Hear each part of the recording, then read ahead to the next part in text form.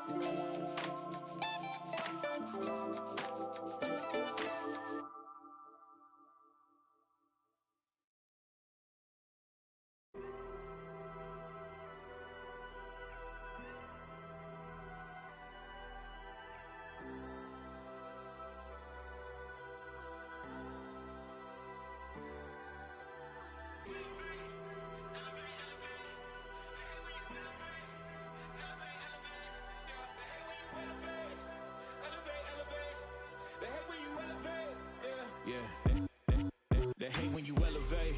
They stacking up losses, I'm handing them out, yeah, I had to go delegate. It feel like I'm floating, I'm lost in the moment, I swear I could levitate. They never believed that I would really fly, I had to go demonstrate. I had to set them straight. They hate when you elevate, elevate, elevate. They hate when you elevate, elevate, elevate. Yeah, they hate when you elevate, elevate, elevate. They hate when you elevate, yeah. I had to elevate. I'm way up, way too fly, yeah, I'm feeling myself. Ain't no chance I'm coming down, no. Got a soul view to myself, yeah. Why would I give it up? Why do they wanna come take my place? I work too hard for it, don't need a replacement. This my vocation, now I got rollies all in rotation. Hop on a jet just to take a vacation. Remember the moments was trapped in the basement. Now the hard work is all taking me places. Water all black like we trapped in the matrix. Bet on myself and go ball out in Vegas. Living a life like I'm rich and I'm famous. Don't see the grind that I know that it came with. Oh. I ain't make it this far for myself, yeah. I had to prove to everybody else, I had to set them straight, yeah. I had to ball, so I had to renovate, I know. They hate when you elevate. They stacking up losses, I'm handing them out, yeah, I had to go delegate. It feel like I'm floating, I'm lost in the moment, I swear I could levitate. They never believed that I would really fly, I had to go demonstrate. I had to set them straight. They hate when you elevate, elevate, elevate. They hate when you elevate, elevate, elevate. Yeah, they hate when you elevate, elevate, elevate. They hate when you elevate, yeah. I had to elevate. Ooh, yeah. Why they wanna bring me down? So much drip, yeah, I almost drowned in it. I can't come it down. Yeah, I'm way too fired up. I can't slow it down. Ooh, yeah, yeah. I see the flashing lights. Make sure the fashion right, yeah. I'm in my bag tonight, yeah. Ooh, I might just pull up a foreign.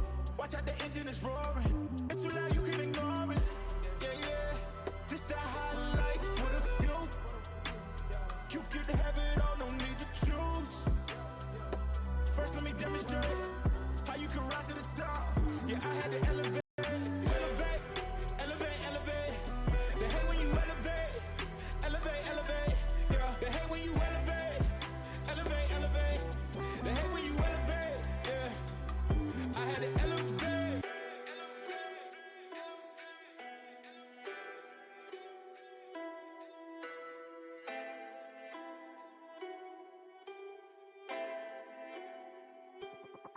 They hate when you elevate. They stacking up losses, I'm handing them out, yeah, I had to go delegate. It feel like I'm floating, I'm lost in the moment, I swear I could levitate. They never believed that I would really fly, I had to go demonstrate. I had to set them straight. They hate when you elevate. They stacking up losses, I'm handing them out, yeah, I had to go delegate. It feel like I'm floating, I'm lost in the moment, I swear I could levitate. They never believed that I would really fly, I had to go demonstrate. I I had to set them straight. They hate when you elevate.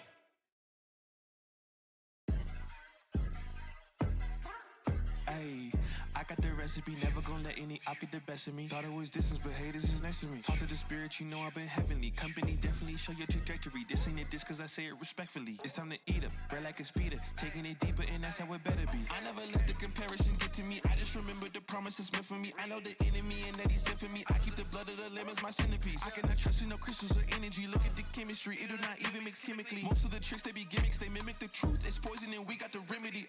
There is a bomb, apply it. The fire can stand to the tallest of giants. The tyrant and all the suppliers are scheming and lying. They selling his dreams and we buying it. Show me the chicken, I'm frying it. Show me the dough and I'm prying it. Ain't never lacking it, so what I'm packing, he taking it, he magnifying it. They say you ain't bout it. Tell them that you finna make it, but they doubt it. But you rose like the flower. Tell me what it's like to live with superpowers. I don't know, but I'ma get it.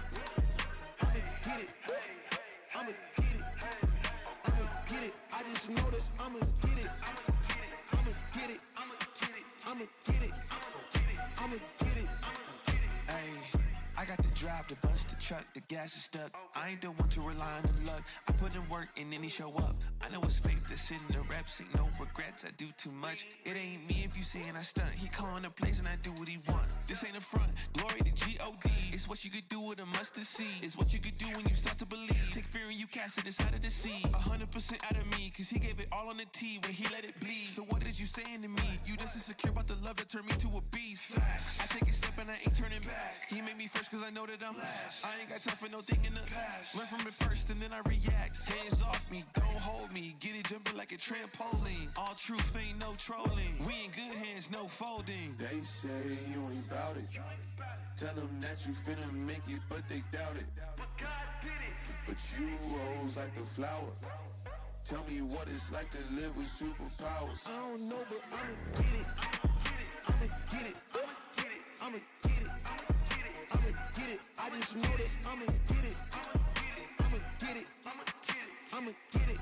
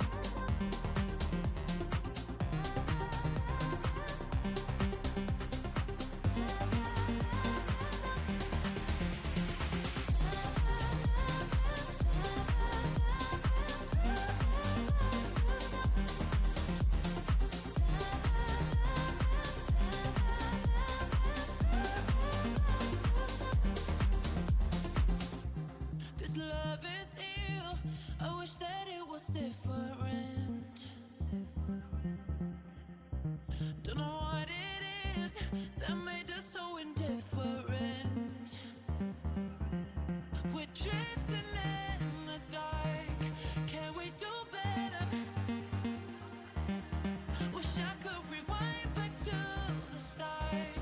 Can we do better than this? Better. You got me high, then drop me low. You got there's something I can seem to let go. You got me high, then drop me low. You got there's something I can seem to let go. To let go.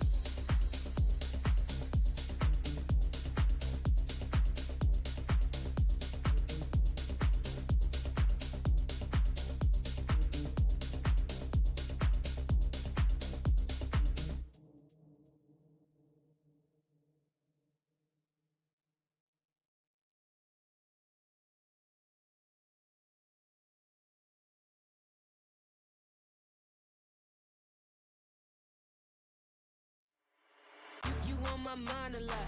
Don't need no time watch. I don't know how I got you in my pocket spot. Yeah, that's babe, need you every day. You like my oxygen. Make it seem like the barging down. Got my heart no barging in. From the bed to the floor to the couch. Might wake the neighbors up. Break you in then break you out. In the end we gon' make a child. Then we gon' hit the show. Part 2 we don't need no pause. You with Misty, we gon' get tipsy. Don't need a power shot. Copy my steel. Face the fact that ain't no cap, I'm real. Ain't no cap, I'm real. The plastic bars from copy my steel. Copy my steel. Face the fact that ain't no cap, I'm real. Ain't no cap, I'm real. The plastic bars from copy my steel. Got my heart no in the bed. Break you in then. Yeah, this every day. Got my heart no in the bed. Break you in then. Yeah, this every day. This sound like Argentina. Had to fist my demeanor. No, they don't want me breathing. Still I rise like Vikendi. Got on 3 Jesus pieces, looking like Jay-Z and Yeezy. So far from conceited, but how can I be defeated? I hate to turn my wrist on like I'm Ben 10. Rappers think they doing something, I'm not a fan. I told my dad today, he said it's all pretend. I got back in my bed, now I got no friends.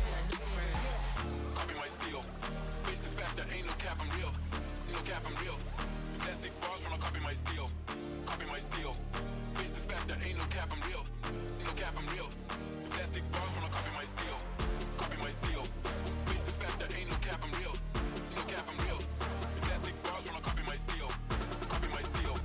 Face the fact that ain't no cap, I'm real. Ain't no cap, I'm real. The plastic bars from copy my steel. Got my heart no. Heart no in the bed. Break you in then. Yeah, this every day. Got my heart no in the bed. Break you in then. Yeah, this every day. Copy my steel. Face the fact that ain't no cap, I'm real. Ain't no cap, I'm real. The plastic bars from copy my steel. Copy my steel. Face the fact that ain't no cap, I'm real. Ain't no cap, I'm real. The plastic bars from copy my steel.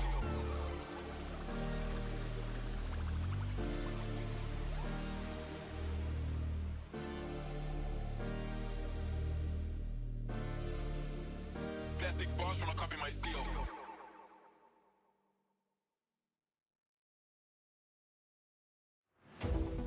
I just need a reason. I just need to know what's on your mind. Tell me what you're needing. You can call my name, I'll be around. Dum da da, dum dum da da, dum da da, dum dum da da, dum dum. The sky's falling, dum dum da da, dum dum da da, dum da da, dum dum da da. That will keep you safe and sound. Dum da da, dum dum da da, dum da da, dum dum da da, dum dum. The sky's falling, dum dum da da, dum dum da da, dum da da, dum dum da da.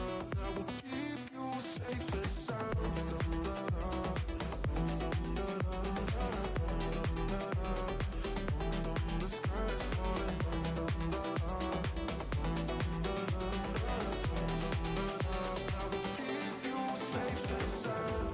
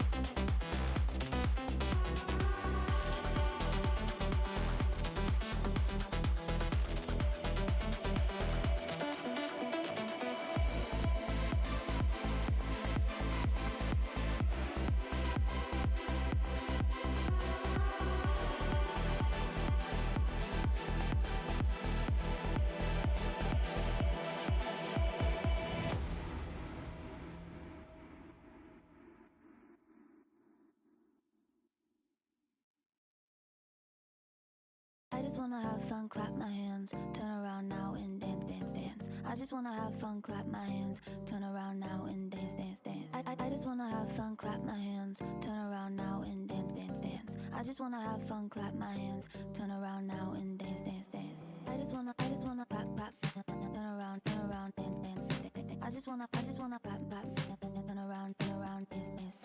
I just wanna clap, clap, turn around, dance, dance. I just wanna clap, clap, turn around, dance, dance. I just wanna have fun, turn around now, turn around now. I just wanna have fun, turn around now, turn around now. I just wanna turn around, dance, dance, dance. I just wanna turn around now. I just wanna have fun, turn around now. I just wanna now and turn around now, turn around now. I just wanna turn around, dance, dance, dance. I just wanna clap, clap, turn around, dance, dance. I just wanna clap, clap, turn around, dance, dance. I just wanna clap, clap, turn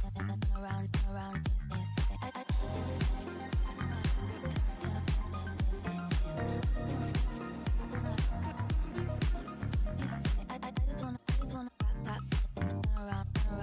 dance. I just wanna clap, clap, turn around, dance, dance.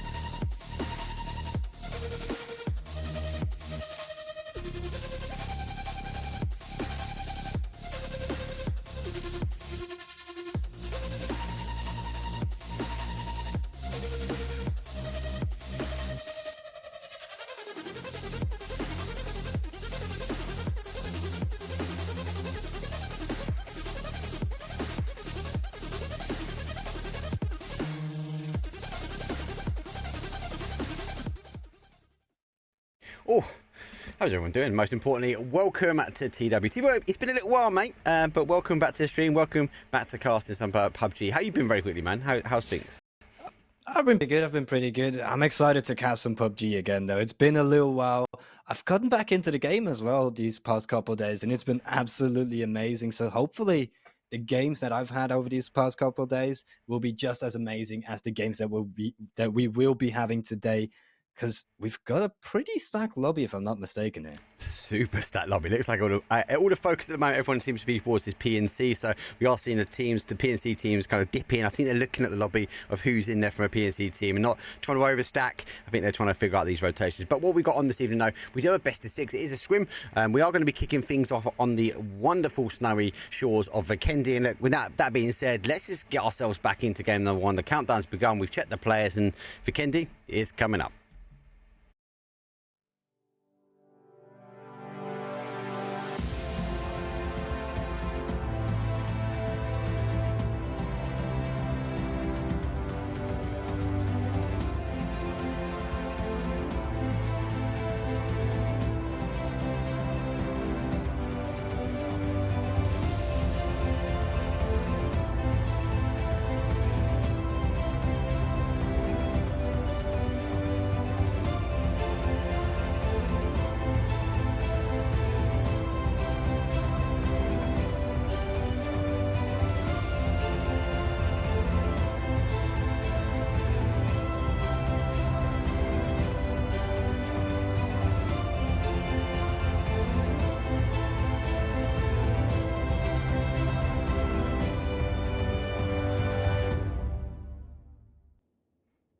Here we go, it's match number 1, and the flight path, it's not bad. We've got 2 Vikendis this evening, no TW. We've got this one, and we will follow up straight with a second Vikendi after this one. We only got 1 Tego, so the Miramar with trees, and we only got 1 Orankle, but we will get the opportunity to see 2 of game number 5 and game number 6 of the remastered Miramar. Good flight path.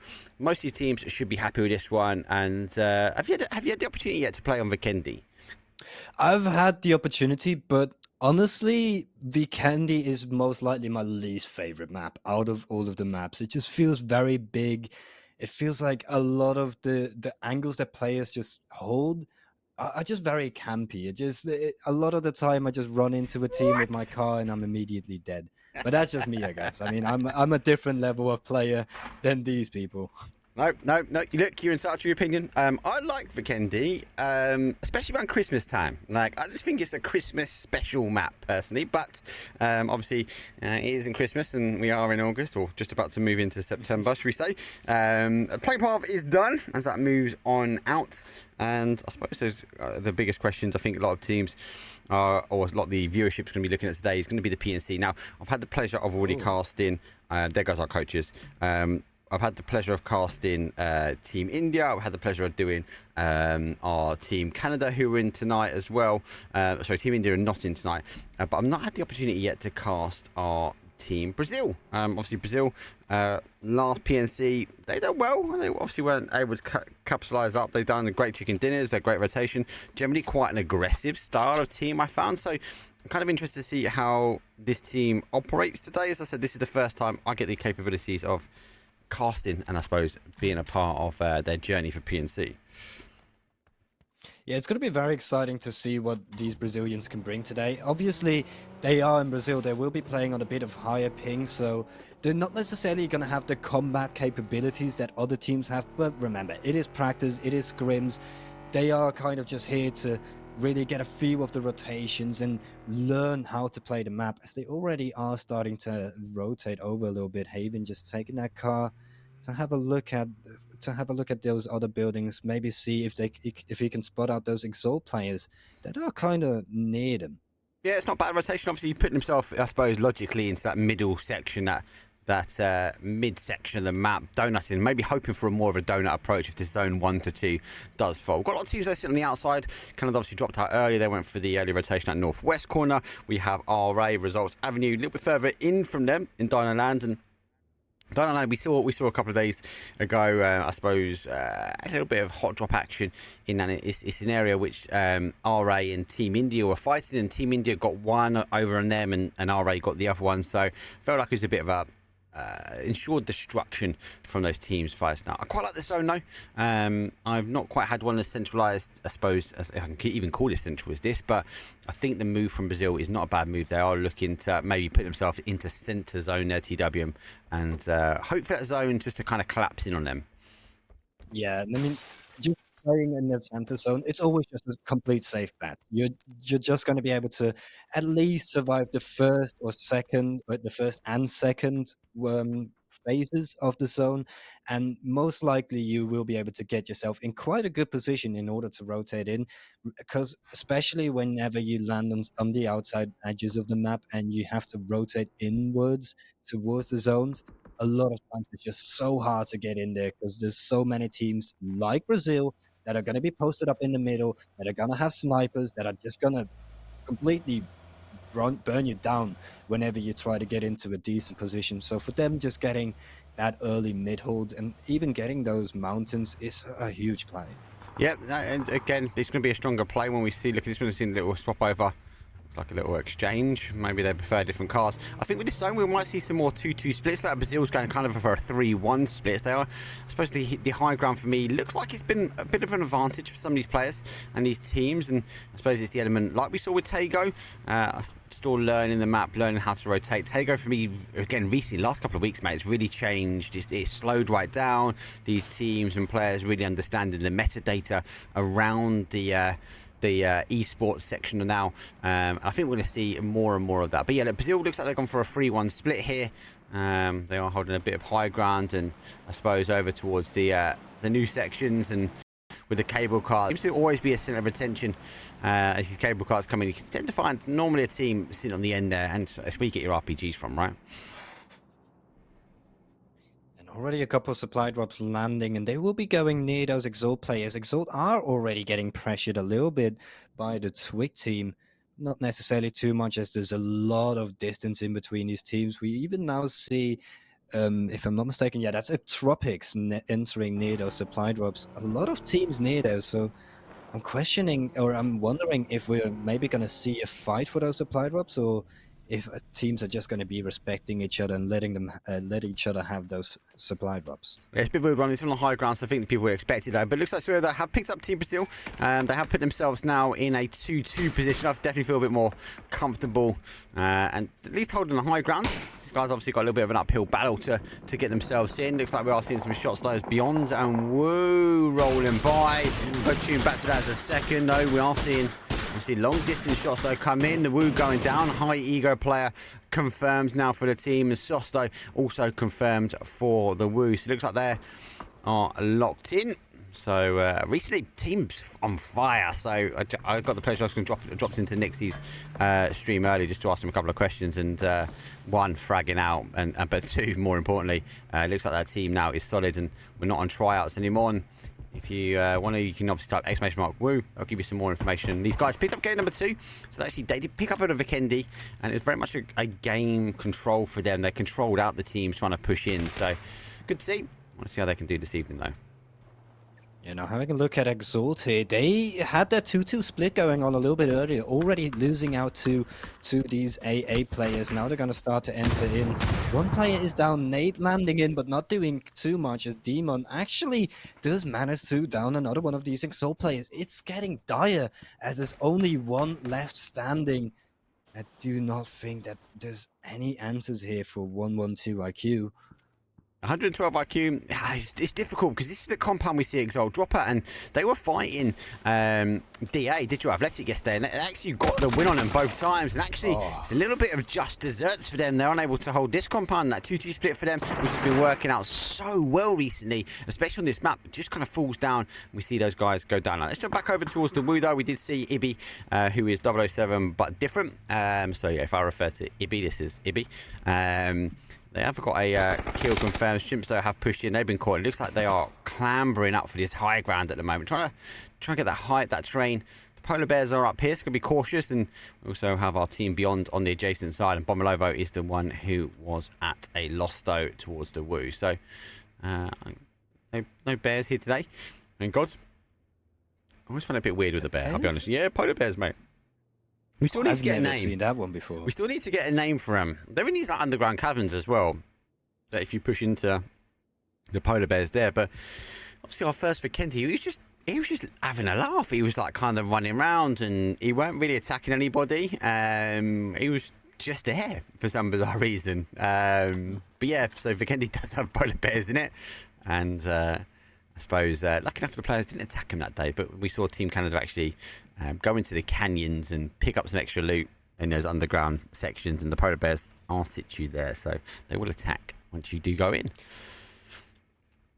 In Team Canada, are there polar bears in Canada? So are there any? They could be. I reckon they are the most bears, natural people, though, right, to take on polar bears. Like, yeah, 100%. Exactly. Out of anyone in this lobby, they will be able to take down those polar bears. Yeah, not Team Brazil. That's what I'm saying. They might not even know what a polar bear looks like. They got a wonderful, wonderful hot country. They'll be like, "What is this?" They'll be thinking, "What is this black? What is this white, big monkey-like thing going on?" Oh, wait, no, that's actually not a monkey. It's a polar bear. It's going to bite us. Yeah, it's on us. It's on us now. Anyway, teams tighten themselves up. It's a bit low. We are going to go back to the other side, though, as we are still trying to chase down the shrimps. They backed away from him. These 2 kills, obviously, I believe one's come from one side and Beyond got the other one, but I don't know how we set up my shrimps, so consistently trying to back away. Sosto on the hills, and Diffix, though, who's high ego player, he's running his way down. Does do the seat swap, though. He doesn't quite get the shots confirmed. And our shrimps, though, also doing the seat swap now just to get, I suppose, some shots back to them, and they will be continuing to play down now. So yeah, no, actually the shrimps are at a 3, so but it looks like one from shrimps went down and one from Beyond, both farmed from that Wu team. Wait for the zone spot. It's going to be a big telltale sign. Doesn't donut up there, TW, and pulls heavy to that northwest side. A lot of teams are going to struggle now because we're going to have a huge amount of traffic in that southeast corner. Well, you instantly just see the entire flock of people. All of them are starting to rotate instantly. They all want to get into a comfortable position for this second phase, as a lot of the teams will probably be losing a lot of manpower here with everything just getting so close. I have to be wondering, Win should be able to get in here. They all have cars, but they are starting to run into Team Canada here. They might have an angle on this. Nah, I think they're going to sit tight. No, they're not so tight. Does pop some shots. Doesn't quite get the knock, though, but everyone's going to be sending themselves now in towards the zone. Team Brazil, obviously, we're further into the field, I suppose, than most, and they position themselves now on the outside edge of zone, but they do have an isolated player, though. Ace's crew, I think they don't quite know which way to shoot. It just seems like a sea of cars. Does he even know he's got one of the Brazilian players right below him? I don't think he does. He is just rolling around. Is he jumped out? He's jumped out. The car's coming down. I think with so much noise coming around this. No, Binkudo, though, taking the shots, though, doesn't quite connect the connection, though. As Team Brazil fire back. Nothing connected just yet. He does push his way through and picks up one. So he does now work his way back on the outside. Off angle and gets the second one, TW. Surely the third party is going to come in from the teams on the outside. NQ almost getting a third, and there's another knock onto the Brazilian boys. They were so good on these rotations. They were so early, but now they're all getting down. There's only one man left standing, and that's Vinny. Yes, all of his teams have gone down. That's another one just finished. As Vinny just deploys that smoke. He's in a desperation mode right now. I love the rotation that they did right there. They spotted out that one ace player, but it was just the gunfights did not go in their way. With those gunfights not going in their way, it's looking to be dire. They should be able to get this res, maybe getting into a 2v2. In the meantime, Canada has actually been knocked down a huge peg. I think they've been subject to the farmers, actually, which are behind him. But Shimboy now, he's on his toes. Surely they expect that to push. We'll come back to that in a second. I just want keen to see how the aces go. They get the opportunity now to get the reses. Actually, looks like Team Brazil also have able to pick up one of the reses. Actually got 2 of the reses. They've jumped out. That's a big nade, though, comes through. Gets a re-knock. Final player now, Kino here. He's actually try and get caught, but he gets jumped out on. Good play, Brazil jumping their way out, and the final player, though, from Aces, though, a bit too far away, unable to get involved in that third party, and actually leaving that team down a player. So unfortunately, for our team, Aces crew, not quite an ace this one. They're going to go down now. I have to say, though, that's a huge mistake on the Aces part. I think they got That's caught a on the huge rotation, though. mistake. Yeah, I agree. But I think they got caught with all the action that was happening around. You could kind of see it when we jumped in. Was it BenQ? He just... There was so much noise going around, so many cars rotating around. I don't think he knew there was a player below him. Then we saw the bigger push, and the focal point was, oh, we need to now try and defend. And I think it was too late by that point. Aces were just too far away, and it's like, actually, do you know what? Let's try and hold. Maybe we'll be able to get something out from this one. We're not quite sure. But I feel like they should have really won that duel against the Brazilians there. They had they had the knocks, or they had one player of the Brazilians standing. They should have just gone in, finished him up. They gave him time instead in order to get those reses, and now these Brazilians are still standing strong, should be able to hold that little compound going in further. But in the meantime, talking about holding, ADR is starting to lose their foothold as we do see Sad Smiles coming in closer. Blig's already down on the ground. And I think there's only 2 people left standing for this ADR team. Only 1 now. Oh, this is a huge problem. I think they're going to be out here. It's Reliant. Yeah, there's just no hope. ADR is the second team to fall. Yeah, big play from them. Farmers, though, obviously pick up 2. Beyond the move down, does get the opportunity now to pop out smoke. It feels a bit dramatic at the moment. He got down to 1 HP. How is that possible? Farmers, unfortunate, though. There's no corn for them tonight. They're going to go down. Oh, and the shots coming from the outside edge. But look at that. Beyond able to, I suppose, just take a ditched attempt in towards the compound. And it pays off for them well. Yeah, it pays off for them perfectly. They needed to get that compound. They needed to get a foothold in order to go further, in order to go and play safe for those next couple of zones, those next couple of phases. But they did lose a little bit of manpower in order to get them in that position. So I'm not considering, I'm not going to think that they will be one of those teams that get themselves in that top 4. But at least they are safe for the time being. We do see a lot of fights going on as Entropics actually does... actually, they managed to entirely complete this after wipe. Yeah, they big will be rotation. the 3rd team to fall. Entropic, though, playing well there. He's on the outside. And yes, boys, I got yourself. Sounds bugged on YouTube like last time. Yeah, I did, yeah. Just killed YouTube. Yeah, YouTube, I need to figure out what the hell is going on with them. It's definitely a config on my side, but yeah, I've actually killed off YouTube off, and I will again tonight load up the VOD straight away so you guys, because I know you guys like to review back and pause and stuff like that, so I'll figure out what the hell is going on there. Different beast, YouTube, different beast I need to figure out. Anyway, Tropic playing well. I don't think they've done as good as I'd expect them to yesterday, but they are back into the mix now. They're definitely more of a controlled zone after that madness that's come through and unfolded. Looking like the Towns as Noros, though, is not in the zone here yet. We'll go tune on the other side, though. Shrimps are on the rotation now as Khan going to take some shots, though. Does get the guys down some numbers, but they are rolling. How is this car still surviving? Wow. It's just a shooting gallery, but somehow they aren't able to hit a single target. It's like going to the fair where you have you're able to shoot those little balloons. You don't hit a single balloon. You're not hitting anything. Oh man, that just hurts. Those kills were basically for free for them. Yeah, they should have dropped that car. At least hit the car. If he wasn't going to take the players, because then it would have made a complete stop. They would have been isolated. The final player for Shrimp, though, obviously moved into a different rotation. Lucky enough for them, they are going to be getting a nice little compound. Now the zone does leave the town, plays down towards that sort of southwest side. So we saw a heavy northwest. Now we see a heavy southwest side. So again, a lot of teams made a big extension over to that north side. They've now got to control that. Teams like Win or Die playing super aggressive. Closed yesterday off TW on a huge kill game. They didn't get the chicken dinner, but they did massive kill. So these guys will be happy with this zone. They have a hold on that northeast corner, and I feel like they're just going to try and wait out. They know that we are playing in, so initial shots happen, but that's it at the moment for them. They've found a knock. They are going to go, I think, and put the pressure on. Yeah, they found that knock. The res does come through. In the meantime, they've got a little bit closer in. As I feel like the Wu, they have that 2-2 split, but I'm wondering if their snipers are going to be aware of this. Nate should be coming in any second now. There we go, but is it good? It's perfect! Gee. Kobe on top of Nixie. Massive. There's one, there's two. Whatever just happened, your mic went really quiet then after that, mate. Oh, sorry. Is it good now?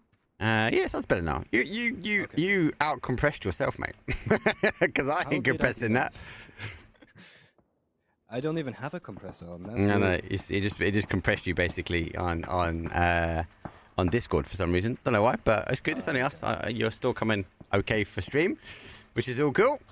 But what an aid, not just one, but two pinpoint accurate. That's what I was saying. When all die are going to now try and hold it. Hiruzen will hold this outside edge of the zone. They will then have to force. Looks like the Wu having to completely disengage after losing 2 on those good nades. They now got to push their way back round in towards that zone. Shots though come out as Team Brazil.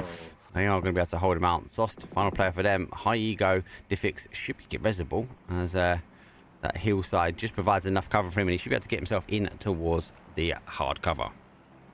Yeah, but for how long? How long will they be able to save? Looking at the zone, looking at where they're going to be heading into, they need to get into no man's land. It's just a matter of time before these Wu players will be picked off by Team Brazil. And I feel like Brazil are going to be very happy with that. They will receive that with open arms, just waiting for those targets to get in closer, though. Yeah, this is about smoke. They've got to smoke push this, mate. They've got no other option. The gap the Wu team have got to try and get is from the compound into the town, so it's not a huge gap. The smoke should be enough, but the zone face forward tickles a little bit more. Sosto does pop out as High Ego player Diffix, though, does try to make the move across. Oh, he gets in, but that zone's going to tank him, and Sosto, I think, doing the right thing. He's taking his time. He popped the smoke out. He's going to have to keep wiggling his way in towards zone. He's actually going for the meds.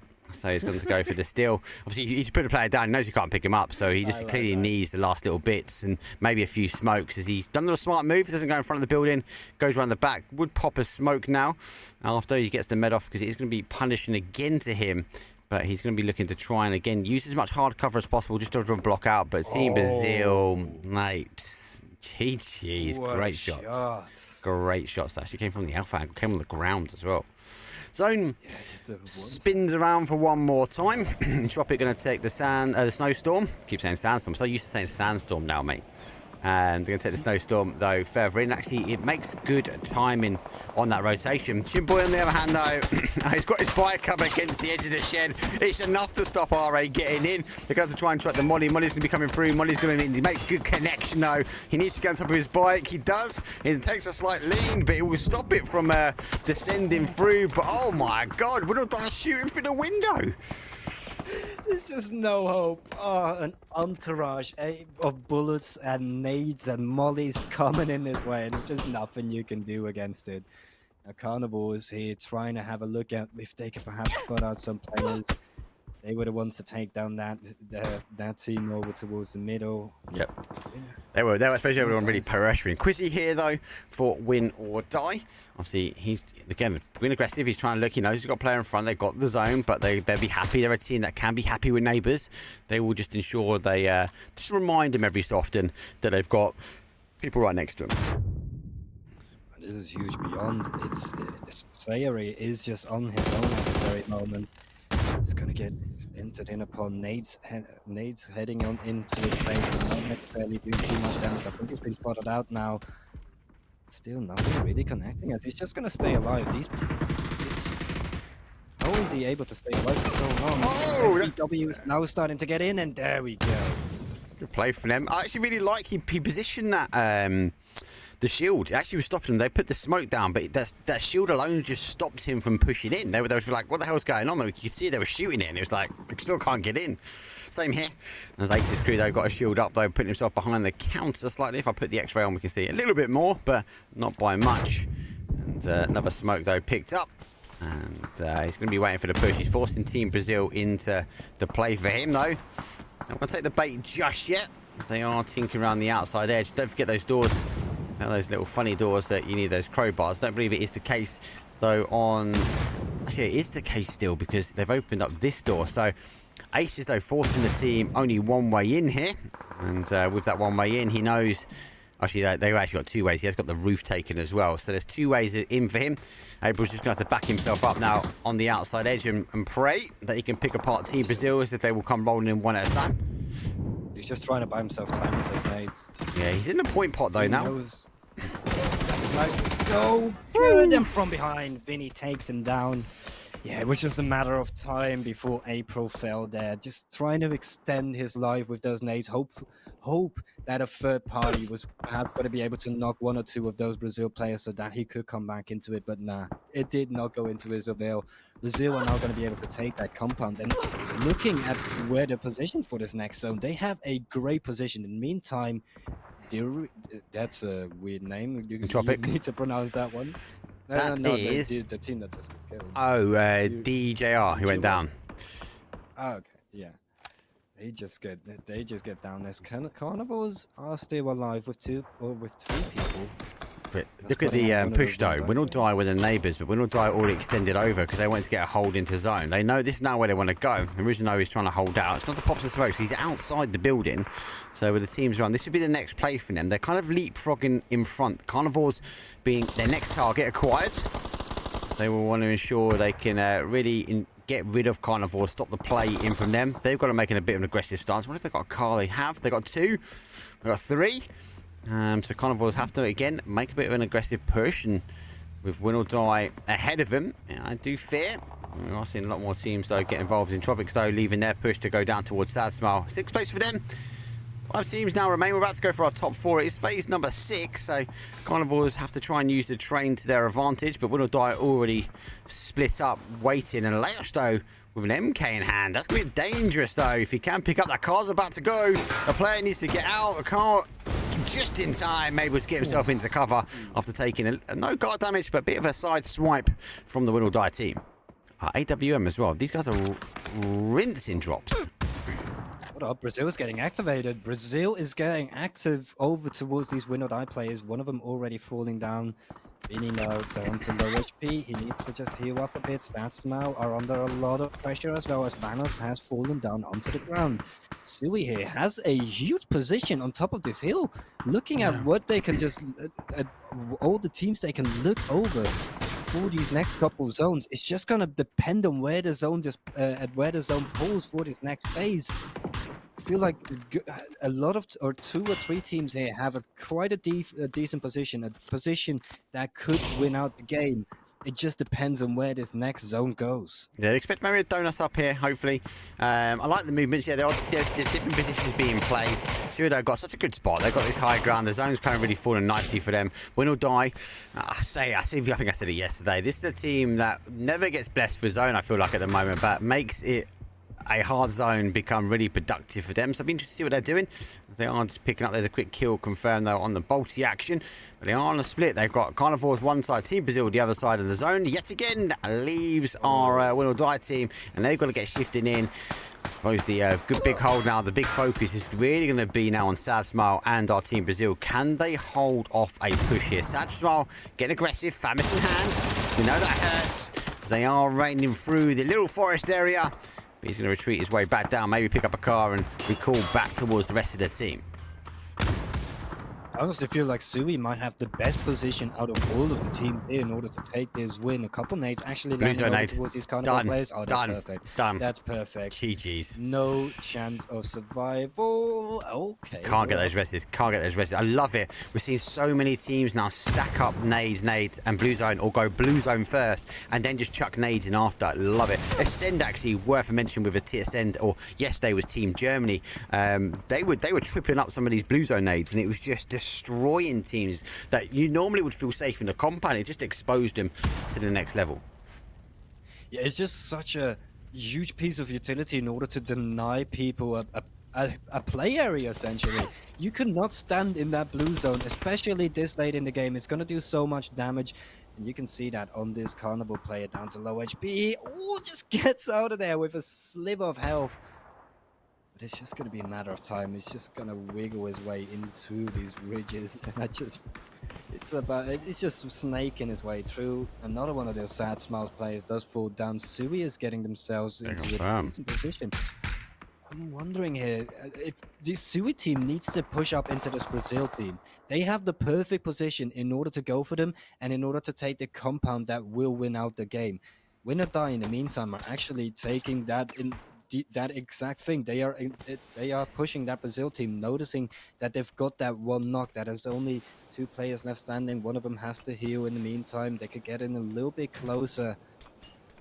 It's starting to rain in too. Win or Die are looking to win this game by taking this compound. Oh, that's huge. That blue zone nade is so huge. It forces him out onto the roof. Stewie might have an angle. Look at that. Woof! Oh my god. I love the utility usage is so good. Win or Die are on fire at the moment, people. Fire! Brazil getting caught. Yeah, that Blues nade, but it forced that decision. It forced him to play out. And you would have thought maybe if he got in, it would have been a different action. But with them picking up that he's moving out to the roof, that was the instant push for those 3 nades coming down. Team Brazil going to try and stick the res where they can. 6 kills at the moment, and looks like our Win or Die team eager to maybe look to make a push in, but they've got no information at the moment. They will try and wait out. Flash though going to come out the top. As Quizzy, has he even got a lid? He's got no lid. His vest is tanked. Sad Smile somehow able to get some of the reses back on. And I think we're just waiting. So though, they've pushed up as well. But they are looking at it. He's going to cause them issues. They've got to deal with Team Brazil quickly. Big issues. If he gets one of the or two of these Win or Die players after they've eliminated Sad Smiles, he could guarantee Stewie the win for free with that. It all has to depend on how much damage he's able to do, and how long it takes for Win or Die in order to take down the rest of this Brazil team. Yeah, Win or Die won't be afraid to disengage from this fight as well, because they're now another zone is not quite there. If they get caught up in a fight here for too long, I think they'll be looking, they'll be playing their odds, they'll be understanding the unfold of this one and counting the goal. Actually, do you know what? I think there's another 4-man team. Maybe there's or maybe 2 3s, etc. We need to try and play this one out. Getting caught up in this building, it's going to be quite hard. They are going to stack and push, and there are limited ways round. Will Die though picks up that snake in the ground on the outside edge. And Team Brazil, they do come picking out on the outside. Final play for them though. We've got 4v3, v2, v1. You couldn't count it down any better. Team Brazil is just living in the smoke at the moment. Knows exactly where the door is. Think he goes for the miscue though. They hear him running out and they just spray their way in. Out they go. Team Brazil, good game for them. They take 4th place. So they're obviously trying to make the moves. They put down Sad Smile really, really well, but got to remember, Sad Smile had the opportunity now to get a res on, and they are itching to get themselves out. They want to get themselves in that third party. Tekkas goes down. Final player now for this team, though. Takes some shots, gets the knock, but he's going to go down. And Sad Smile have done the right thing. They pushed out. They want to try and get onto this ridge as quickly as they can. It's going to be a 3v3 by the looks of it, though, as the knock, those happen. Big nades straight up and over the smoke. It looks good, though, as he does get a second knock. Oh, that second knock might just win them the game. It was looking so good for Win or Die. They fought themselves through everything in order to get themselves into this position. But now at the end, I don't think it's going to be enough with those nades starting to rain in. Hiruzen has to be the one holding the line. He's been caught in the molly. Leash to go aggressive. Final play for them. It's a 2v1. I'll take Leash in this one. Information though, he's coming from behind. And I should be calling him out, saying exactly where he is and what rock he's on. As you can see, the nades now pinpointing their way in though. The big flank coming around. Looks like Quizzy's going to try and tighten himself up as well. He's going to be able to get some information for them.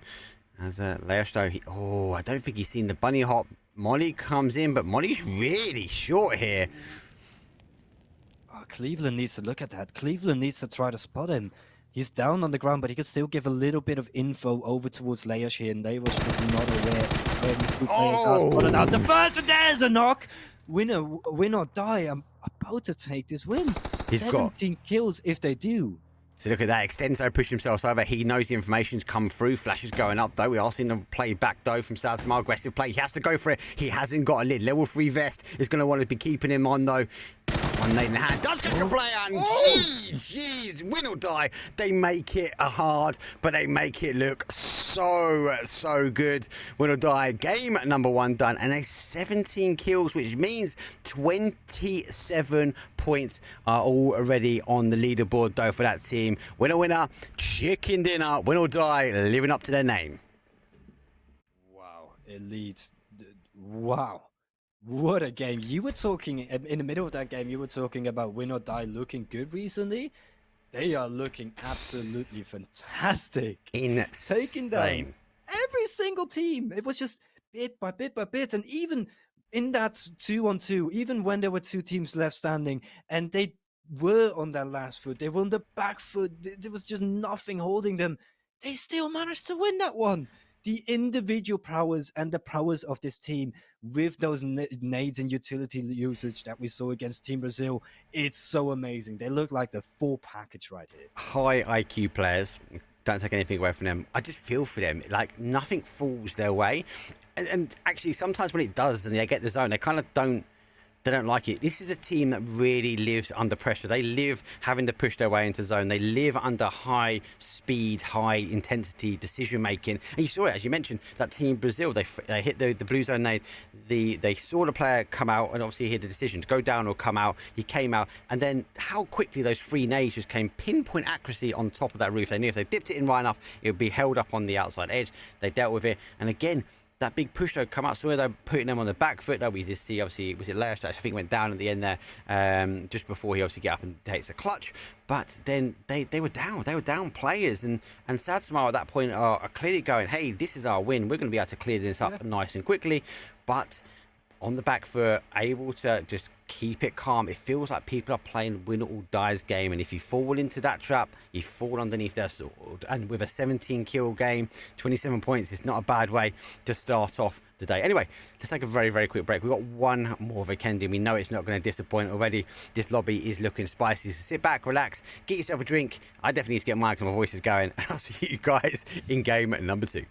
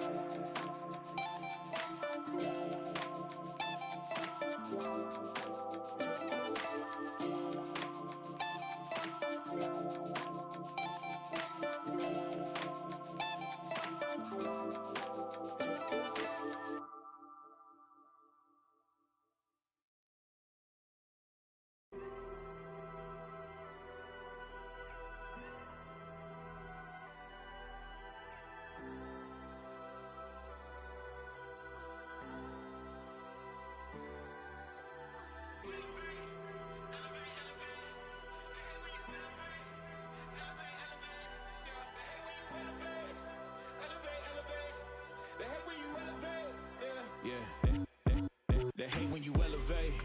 They stacking up losses, I'm handing them out, yeah, I had to go delegate. It feel like I'm floating, I'm lost in the moment, I swear I could levitate. They never believed that I would really fly, I had to go demonstrate. I had to set them straight. They hate when you elevate. Elevate. They hate when you elevate. Elevate. Yeah. They hate when you elevate. Elevate. They hate when you elevate. Yeah. I had to elevate. I'm way too fly. Yeah, I'm feeling myself. Ain't no chance I'm coming down, no. Got a soul view to myself, yeah. Why would I give it up? Why do they wanna come take my place? I work too hard for it, don't need a replacement. This my vocation, now I got rollies, all in rotation. Hop on a jet just to take a vacation. Remember the moments was trapped in the basement. Now the hard work is all taking me places. Water no blood like we trapped in the matrix. Bet on myself and go ball out in Vegas. Living a life like I'm rich and I'm famous. Don't see the grind that I know that it came with. Oh. I ain't make it this far for myself, yeah.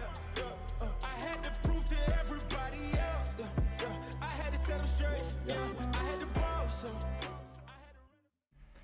Oof, welcome back. What a game number 1. Game number 2 though, we've got another Vikendi. Definitely, I suppose, TW takeaway points from game number 1, if any. Brazil looking strong with their rotations. They were able to survive for a really long time. And Win or Die are looking like an absolute beast. They are looking a echelon above the rest of these teams right here.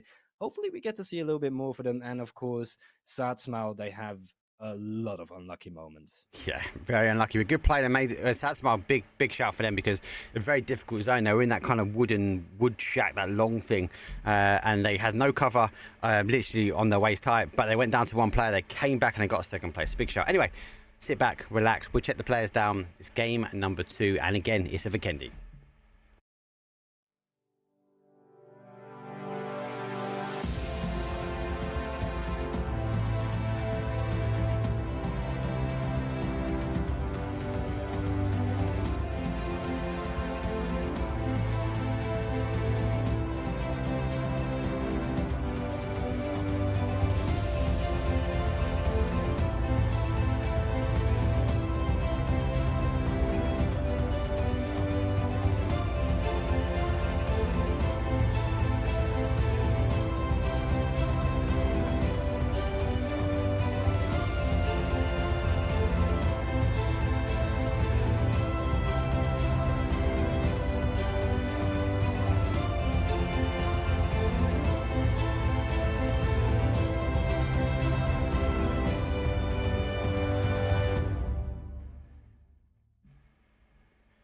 Game number 2, and it's a completely different flight path. We now get south towards northeast. Does that mean we're going to get a crazy zone? Well, it's definitely worth mentioning these zones. Those zones on game number 1 was a bit mad. That heavy retraction back to that sort of northwest area, TW, really forced some teams into making difficult decisions and maybe rotations they didn't want to take.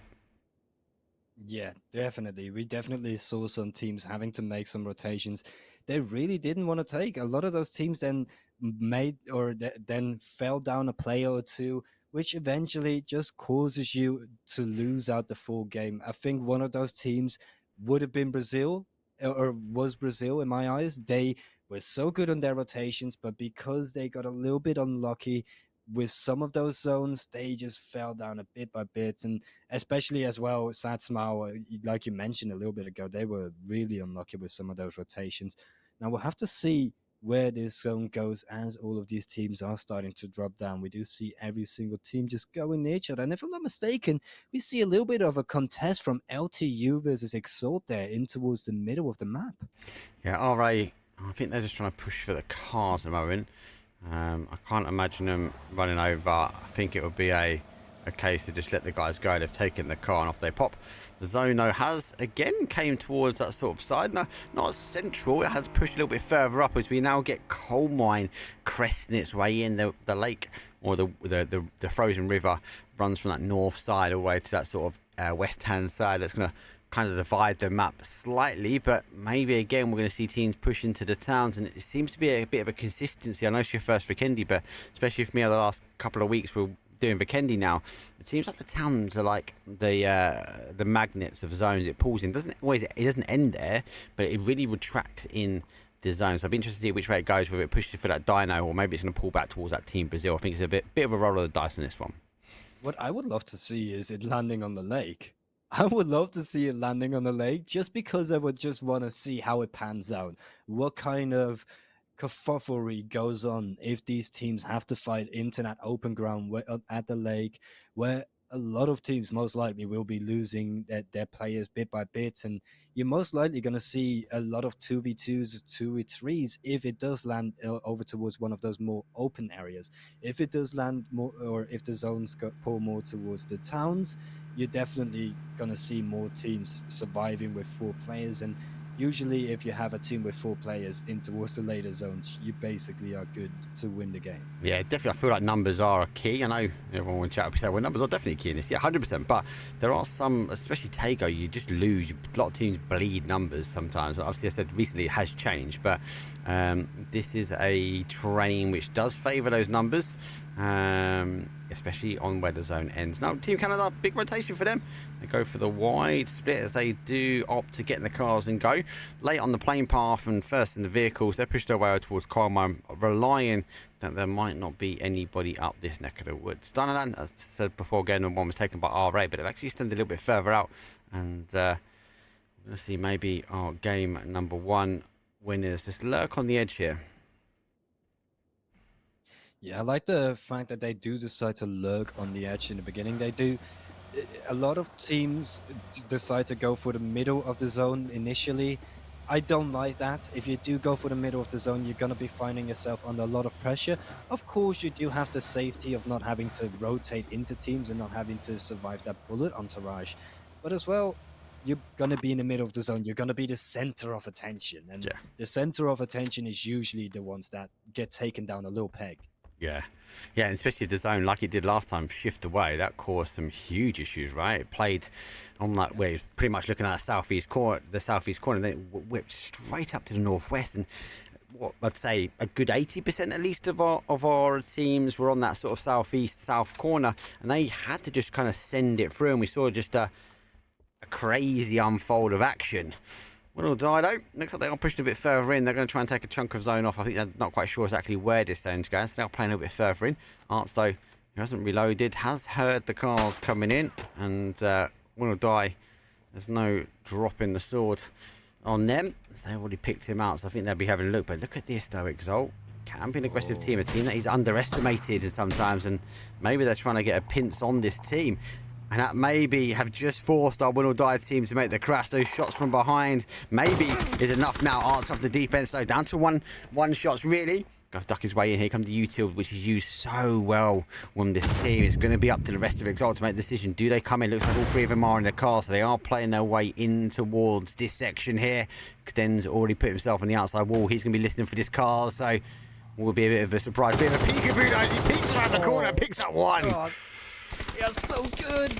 The awareness of knowing that there's most likely only going to be 1 or 2 in this compound and that the rest will be entering in upon them later on is so good from these win or die players. Now 2 players left standing for Exalt. Nate's starting to rein in a bit, but there's only 1 in this compound, and I think it's just going to be a matter of time before the test does fall. This is potentially back-to-back. Let's not ride it out for that at the moment. This Exalt could be going down to compound pushes, though. As I said, the other day worked so well for them. They've done our DA team twice. Woo, gone down, though. How's that happen, though? Goes another one, falls. There? Final play now going in. And our IQ player goes down. Back-to-back. Exalt, though, lose. Jeez Louise. I feel like Exalt, once they lost those 2 players, they should have just backed out. Tuck tail, cut your losses, and hopefully you hope that you might be able to stay alive towards the end of the game. But they weren't able to. They weren't able to get out of there. They had to sacrifice their lives. Just like Wu had to sacrifice their lives. And I'm wondering how they died and where they died from. They died right over here. Looks like they went into a mix. Looks like a pull-up on the car. Didn't work to their angle. And they all fall. Aces, though, who have picked that up, they're now pushing their way forward. I don't even know if they know DJR's in front of them. They were taking shots at our team beyond, but they're going to have to lay down 2 times. Oh, Vikendi just teases the tire away. And Ace is saying, nope, we're out. That looked like a spectator bug from my side. I thought he was trying to, or I thought that the crosshair was way behind the car. Right I thought the crosshair was behind the car as well. Oh, okay.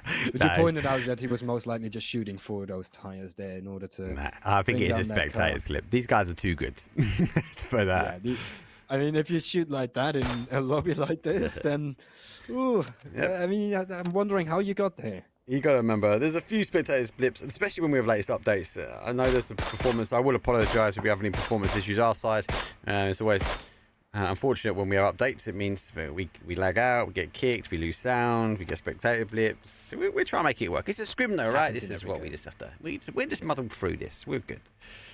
And it happens in every game. It's not like it just happens in PUBG. It happens in every single game nowadays. Yeah. Especially these spectator glitches and stuff. I've noticed so many in recent times, and PUBG is one of the ones that has the least, in my opinion. It's good to know. Won't be believed, but it's good to know.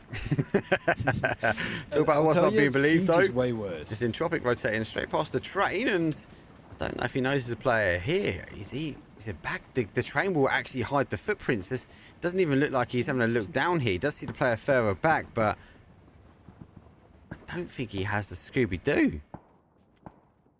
Doesn't know. Oh, whoever shoots first is going to give it away. The train's now gone, so I'd expect Entropic to be picked up. He's going back towards the get that car. Yeah. Oh, Willie.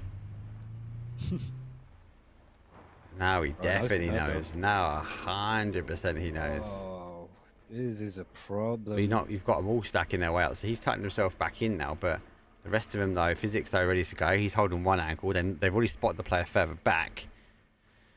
It's like a pack of wolves starting to enter or near their prey. They've got it. They know exactly that it's going on. They know exactly where Pink Venusa is. It's just a matter of time before it gets done. Bruno's now actually spotted out one of those Sui players, so at least Penguin is aware that he's been entered in upon. The wolves are ready. The wolves smell blood. They've got to get out of there. They use the train nicely. Let's block off some of those shots. Team Brazil are looking to try and catch up. As they're working their way down. So Team Canada went for a huge rotation out towards coal mine, picked up some drops. Now they push back onto that edge. Look at them, they're playing the frozen river. As you got that little section here with the cars, and obviously you get the boxes, and they'll be happy now to try and play out, as a lot of these teams really are not in this terrain. I do like they've put these little mounds up in there, and it does make it playable, and we see some of this cracked ice as well. So like we get with Erangel, those trenches that you can play with the cars, I do like it. Zone, you're getting Blessing, it's going that way. Big pullback again, goes very much on that west hand side. A lot of teams got to get those rotations, and actually Team Canada for me is one of the teams that have made the call right early on, and actually, do you know what, I think they're going to be happy this one. Yeah, they're going to be really happy getting that compound in the middle of this entire part. Huh? That's the emergency pickups going up. Yeah. I think they want. Why do they deploy that? I think it might just be a throwaway. I don't think they're interested in it. I think it's a very hard compound they're holding though, because a lot of people are going to look at this one. Team Brazil, very hard to dodge, duck and dive and wiggle the cars around, as if you take a spin you will lose your way out. And it's very hard to come back, and we are already seeing this. It's like I read the script or something, that Team Brazil now using these like big old trenches, these cracked bits of ice to pop the cars in, and we'll be able to, again, it's getting quite creative. Unlike the ones in Erangel, you get the opportunity now just to I suppose get really creative, move your way around. It's like kind of like a little maze. After all, though, they come sliding in towards the zone. Shots they do come up over the top, though. First knock, though, comes in from after all. They're looking for the second one. Shimboy now goes down. Kenyon, though, has to pop his head up and over the top, though. But he gets punished slightly, and he's going down. And Team Canada is falling one at a time. P90 maybe can get one. Maybe he's going to try and get the second. Has to hit the reload, though. Got enough ammo with a P19 MK in hand. Adam clearly wasn't sharing, though. We know he can hold his own, but not this time. And 15th place for Team Canada. And just like you said, this compound is gonna be heavy contested, and Canada immediately get punished. It's a tough compound to hold as well. Think about it. There's no walls to it, so teams can just slide on in. Just when I the thing is, though, you can shoot the teams that are starting to come in. It's a huge open area that is around that entire compound. Yeah. It just seemed like Team Canada weren't aware of that push coming in at all. Yeah. They just seem to kind of have their head up their asses, so to say. And yeah, they got caught off guard and they got taken down. That's just such an unfortunate thing, because they made the right decision going for a big compound there, making sure that they got a good position for those later on zones, but they just weren't aware. They just had to stay aware throughout the entire game, and they didn't, which meant that they lost this game. Talk about being aware. Shrimps, they know how to disengage because they've lost their players. But our solo will try and find himself into one of these dips, and he's trying to turn, so he's going to skid his way out, unable to get past the boat. I think it's just a matter of lay low on the boat. The car will be a slight giveaway, but he can be a little bit creative. He's got to be cautious of where you position yourself and how much time you've got. As he has picked up now Team Brazil. They are trenched in, and I think that's what you're talking about. Try and take the shots onto these cars that are working their way down. You've got to be able to eliminate them early, defend your play area. You do see Brazil going for a bit of a 2-2 split. Or Beyond. DJR does manage to get it down. They caught one. He's able to go back up now. He's looking for another boat. I think he's happy with his. But this one seems a bit more contested even.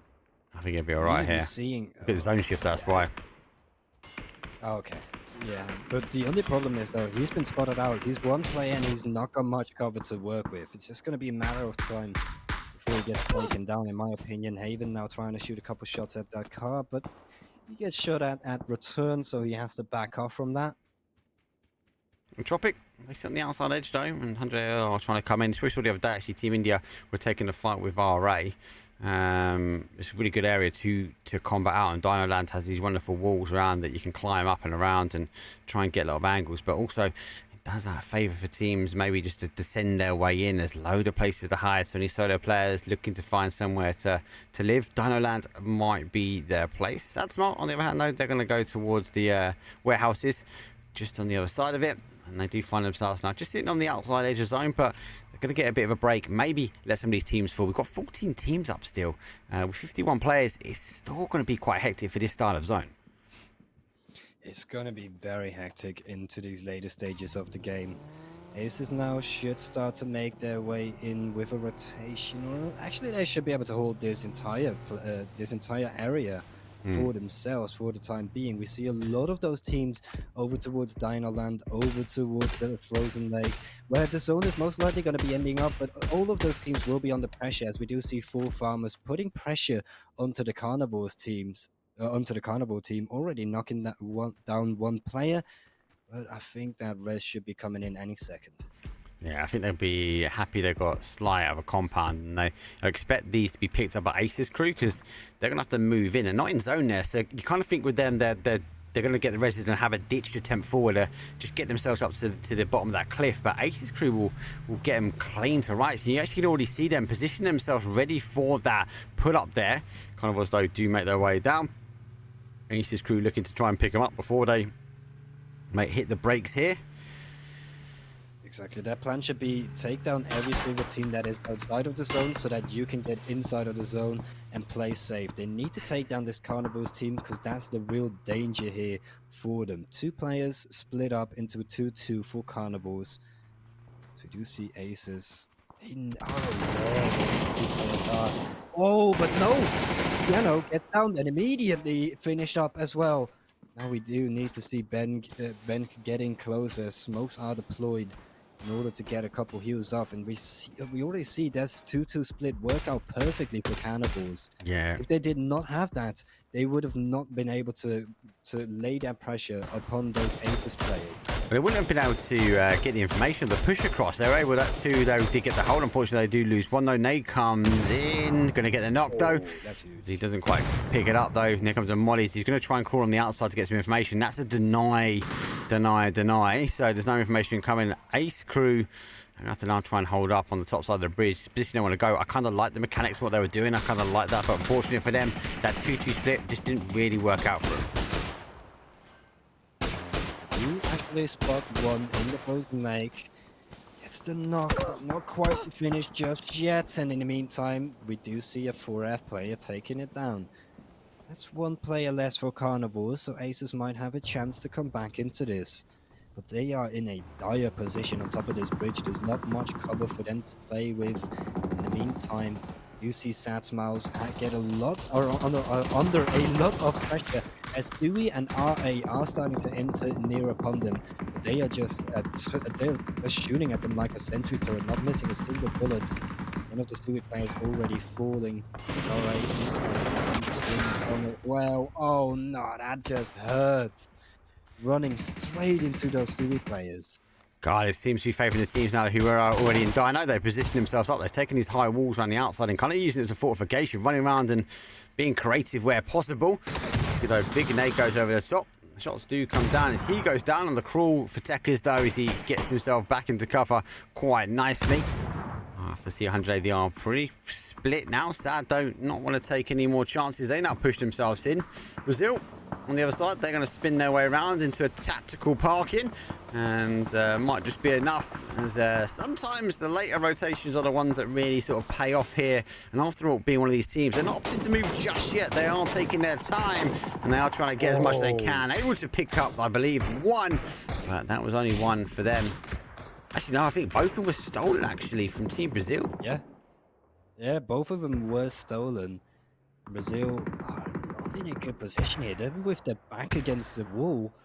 Carnivores are starting to enter near upon them. AA should be down here any second now. He back down to 1 HP. His car tires have been destroyed as he is healing himself up. I'm questioning if these Brazil players are aware of AA or if AA player hiding here. Yeah, they're launching nades. He got a nade over to them, got some knocks, but unable to get the confirm because he was taking side action swipes here. Carnivores, though, are coming back, and surprisingly, I didn't think they were coming back that quick, though. They've got 2 of them already. The train bridge is not the best bridge, though, for cover, but neither is realistically the cover, though, from our Team Brazil. Don't really have anything. Off angle comes up, though.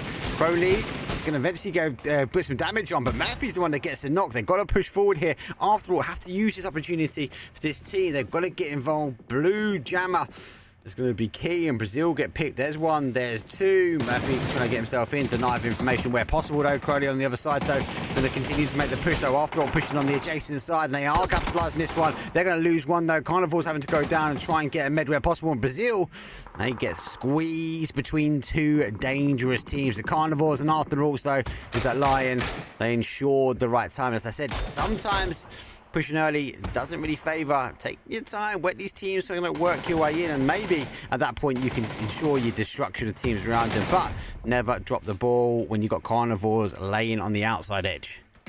Oh, man, I feel like the mistake there for the Brazilian team there was that they didn't go for carnivores. They had carnivores in behind them. Carnivores was going to be pressured by the blue wall.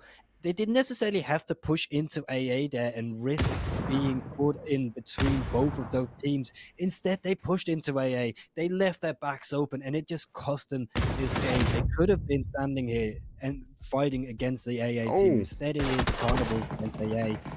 Four farmers now starting to head in or tune into this fight as well. Oh my days. AA just completely taken down. Farmers are farming kills though, so big shout for them. Entropic are still holding a 2-2 split, really wide 2-2 splits. They kind of take both sides of the, I suppose, the train station and the compound on the other side of the road. Will die yet again, still having to claw their way into zone store, trying to find an opportunity to come in. My camera will freeze if I stay in there, so I'm going to try and work out and follow the Sad Smile team, who are again looking to try and get in towards the zone, but I've got to think about how they go. This maybe use the snowstorm as a bit of a blessing. It is starting to move in a little bit more for Dino Land, but they've got a limited amount of time here. Maybe a hard crash. I don't know how much information they've got, how much they've been able to farm inside of the zone. It's Entropic just making, I suppose, enough noise on this one. And Sad Smile unfortunately rolled the dice, and they rolled the dice back towards their duo on the last game. We still see Win or Die left alive. They were the winners of that last game, and they've been pretty quiet this game. Now they're gonna have to be activated in towards Sad Smiles. We see the top two teams of last game having to fight against each other in phase 5 in order to get themselves into this top 8. Sad Smile going to struggle here because Entropic have got the third party action for them. They are going to peekaboo around the outside though. That blue zone nade does provide a little bit of a block when it comes down to the visibility through, but able to see that one. It looks like our Win or Die team getting pinned on the other side. DJR, they say no, they come running from a far distance. They were a Blazer was on that little mini map, and they said, hold on, this is Win or Die, this is the team we need to execute quite quickly though. Nate though coming up, extends the final player for him. He knows he's got players on the adjacent side. He does see though, as Vanisco plays around the outside, and he's just bouncing backwards and forward like a ping pong table, getting as many kills as he possibly can, refusing yet again to go down. This team will deny as much as they can and try and farm as much as they can. 7 kills as it stands at the moment. And Quizzy, we're getting some information that he can hear a player on the other side of his car. There is no way Extons get out of here. There's no way. And he's still left alive. He's got one of those Sad Smiles players knocked down. Another one has been revived. One of them actually gets completely finished up. He's got to push into this Sad Smiles team. He knows that one of them he did knock one of them a little bit ago. Oof. Now just gets shot through the smoke. Win or Die will fall to Sad Smiles, and Sad Smiles will finally get their revenge from that last game. Yeah, I think they'll be happy with that one. They were subject to a bit of a loss, a bit of a bloodbath here, and DJR also the same. Kind of an agreement between these two teams was just a collapse on Win or Die, and then when the damage was done, say that's it, we're out. They both kind of leave the opportunity.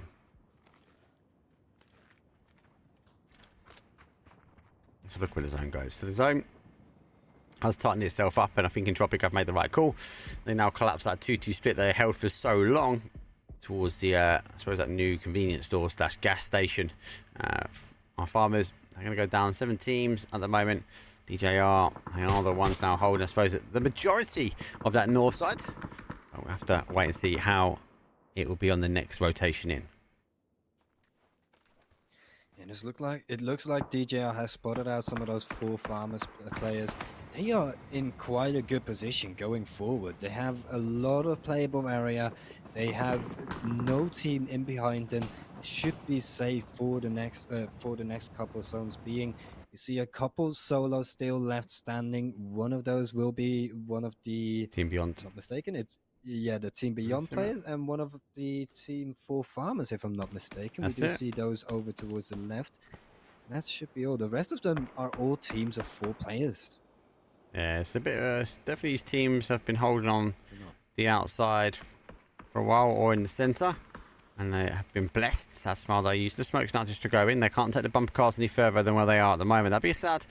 I would enjoy to see the bumper cars just sort of go for a full send in towards zone. Now, 100 has to be careful here. They have to get out of this area, because if they get caught inside, it's going to cause them some damage. If they can climb up, they'll be able to jump off. They do have a little ridge. They have this little section here they can play and maybe try and hold out Sad Smile. Not quite sure if Sad Smile.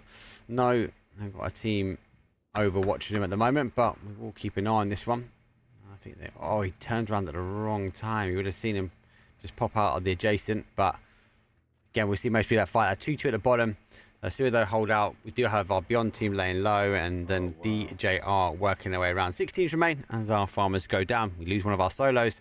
And I think DJR are trying to find anything they can do now to get in, but Entropic, this will be the team that are in the defensive position. They're able now, if they can pick the fights at the right time, they should be able to pick up the kills where possible.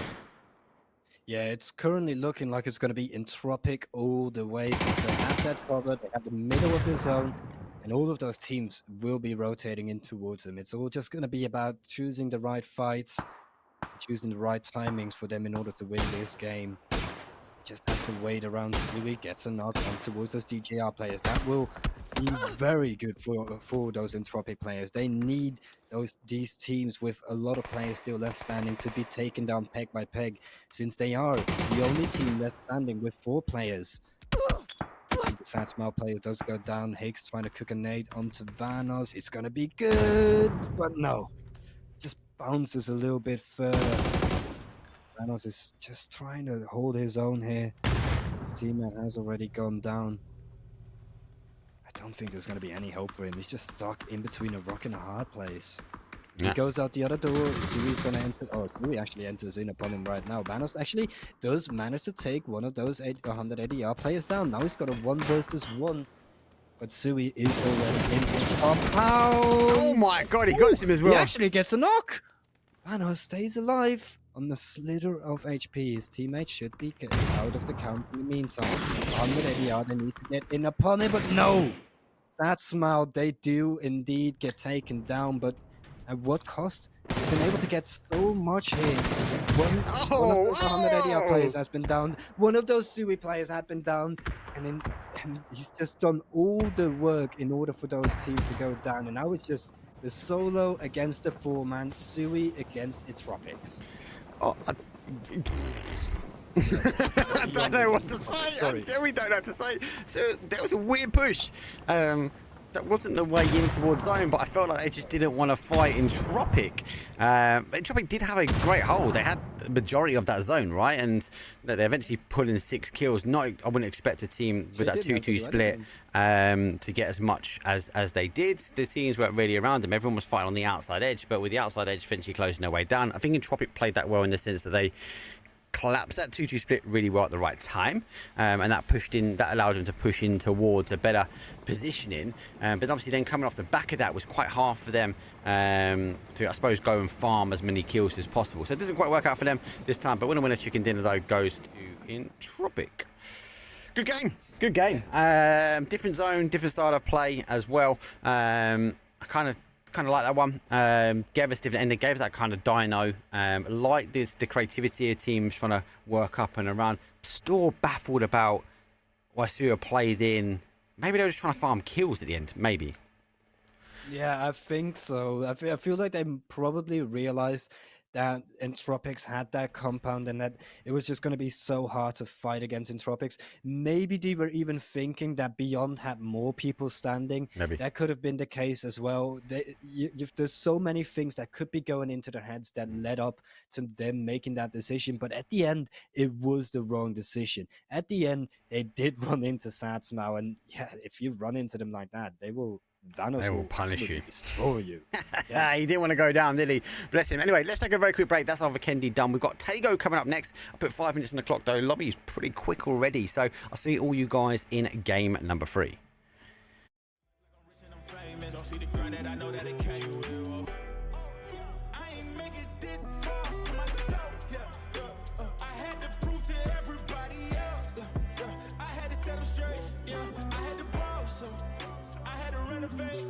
They hate when you elevate.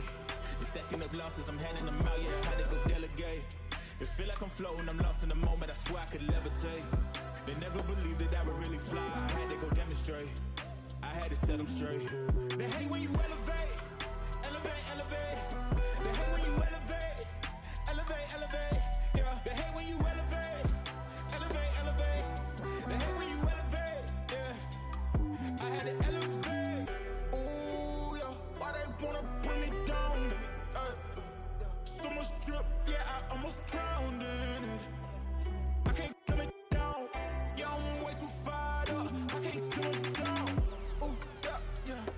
I see the flashing lights, make sure the fashion right, yeah. I'm in my bag tonight, yeah. Ooh, I might just pull up before it. Watch out, the engine is roaring. It's too loud, you can ignore it. Yeah, yeah. This that high life for the few.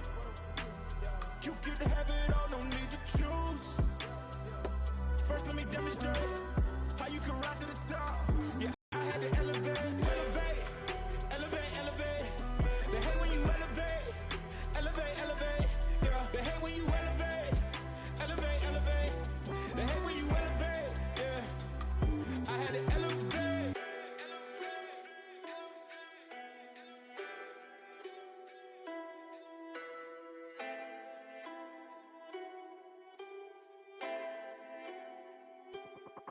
They hate when you elevate. They stacking up losses, I'm handing them out, yeah, I had to go delegate. It feel like I'm floating, I'm lost in the moment, I swear I could levitate. They never believed that I would really fly, I had to go demonstrate. I had to set them straight. They hate when you elevate. They stacking up losses, I'm handing them out, yeah, I had to go delegate. It feel like I'm floating, I'm lost in the moment, I swear I could levitate. They never believed that I would really fly, I had to go demonstrate. I had to set them straight. They hate when you elevate.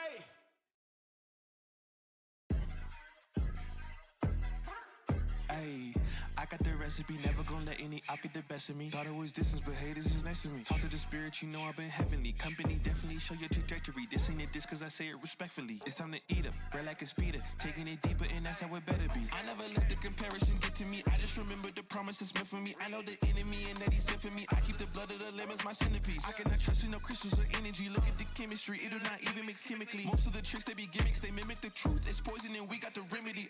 There is a bomb, apply it. The fire can stand to the tallest of giants. The tyrant and all the suppliers are scheming and lying. They selling his dreams and we buying it.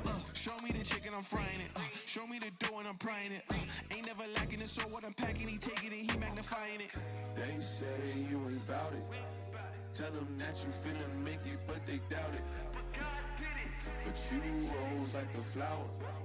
Tell me what it's like to live with superpowers. I don't know, but I'ma get it. I'ma get it. I'ma get it. I'ma get it. I just know that I'ma get it. I'ma get it. I'ma get it. I'ma get it.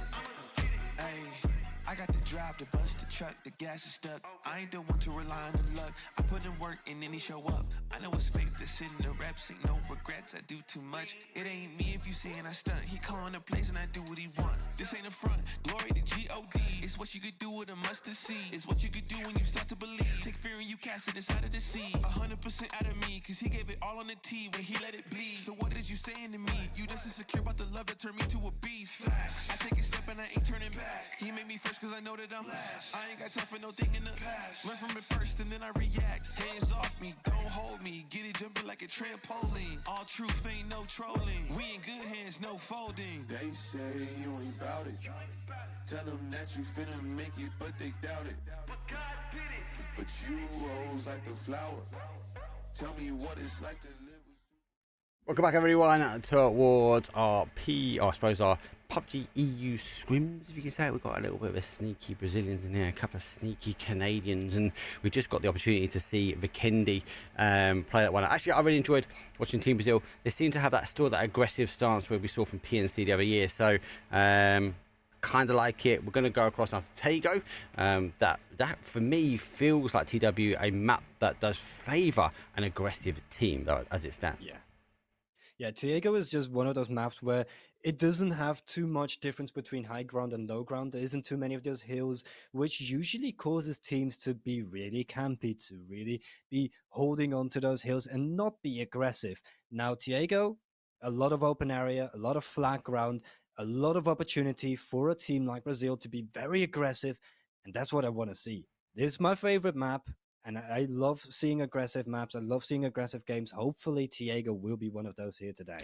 Yeah, it does have that aggressive stance though. I suppose the only mountain sections up and really at the top side. Yeah, but you're right. This has a couple of dips and crevices, but a lot more open terrain, a lot more areas where we feel like I suppose it's that map that's really bringing back the compound being kind of that meta play. Everyone trying to get to the compound and fire their mortars out and really putting an end to teams holding the outside edge, holding those fields of dips and crevices that we saw very much strength from our Vikendi. Anyway, let's get into it. Game number 3 is Tiago, and it's coming up.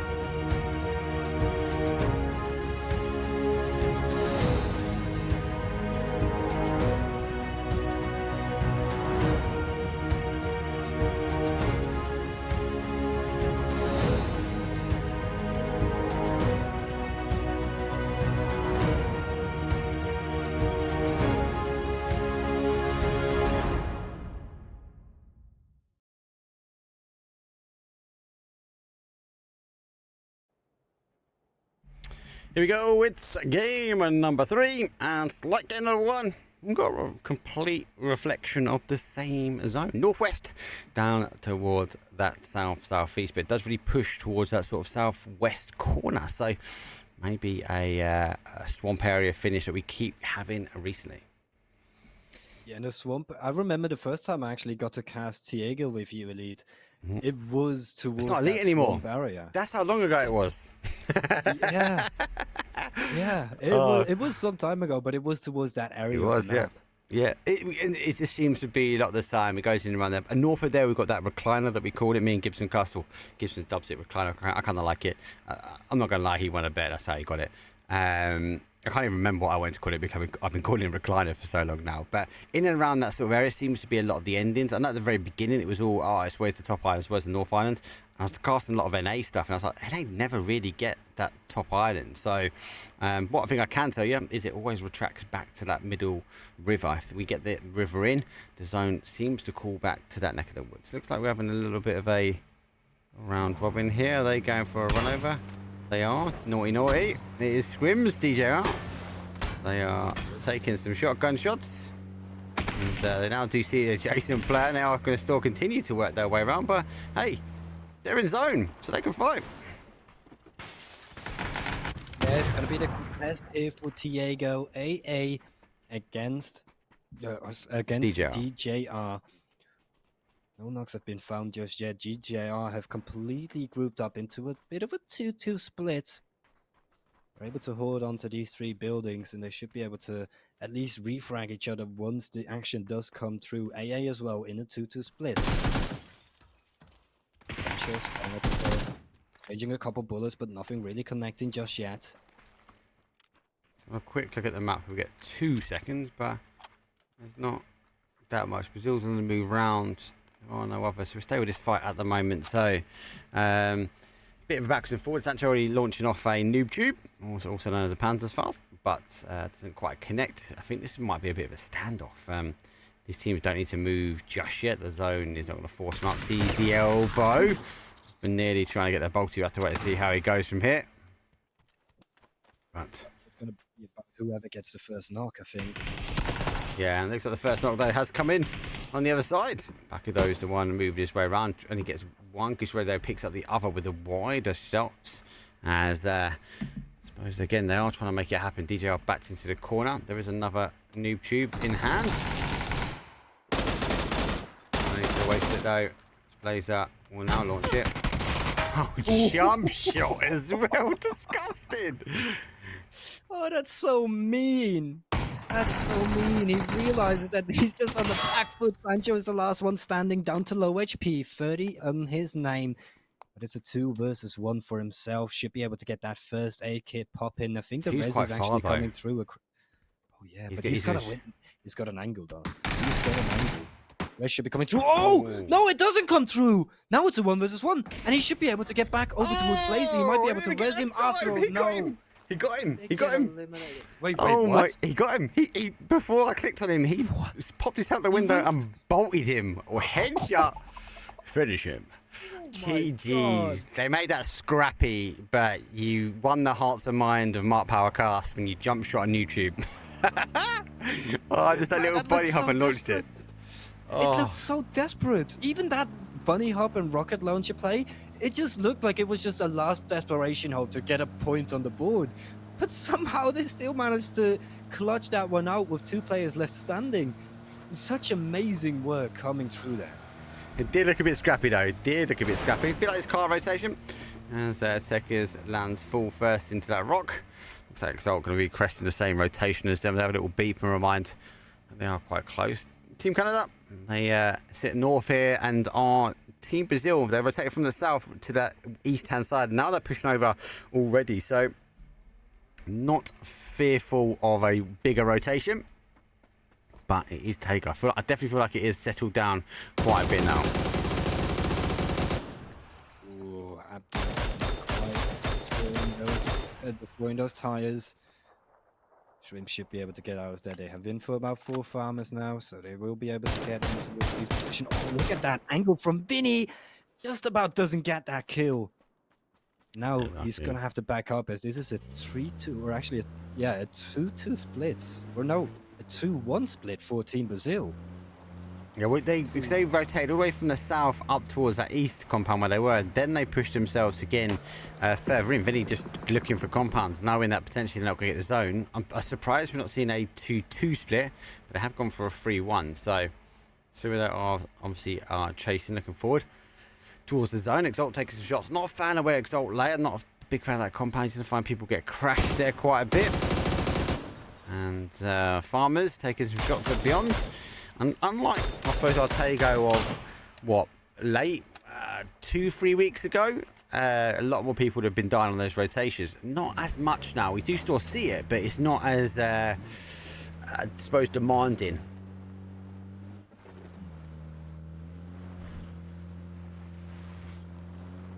Will die. They're going to rotate their way in now, and they're going for the wider rotation. They've been caught here by Team Canada.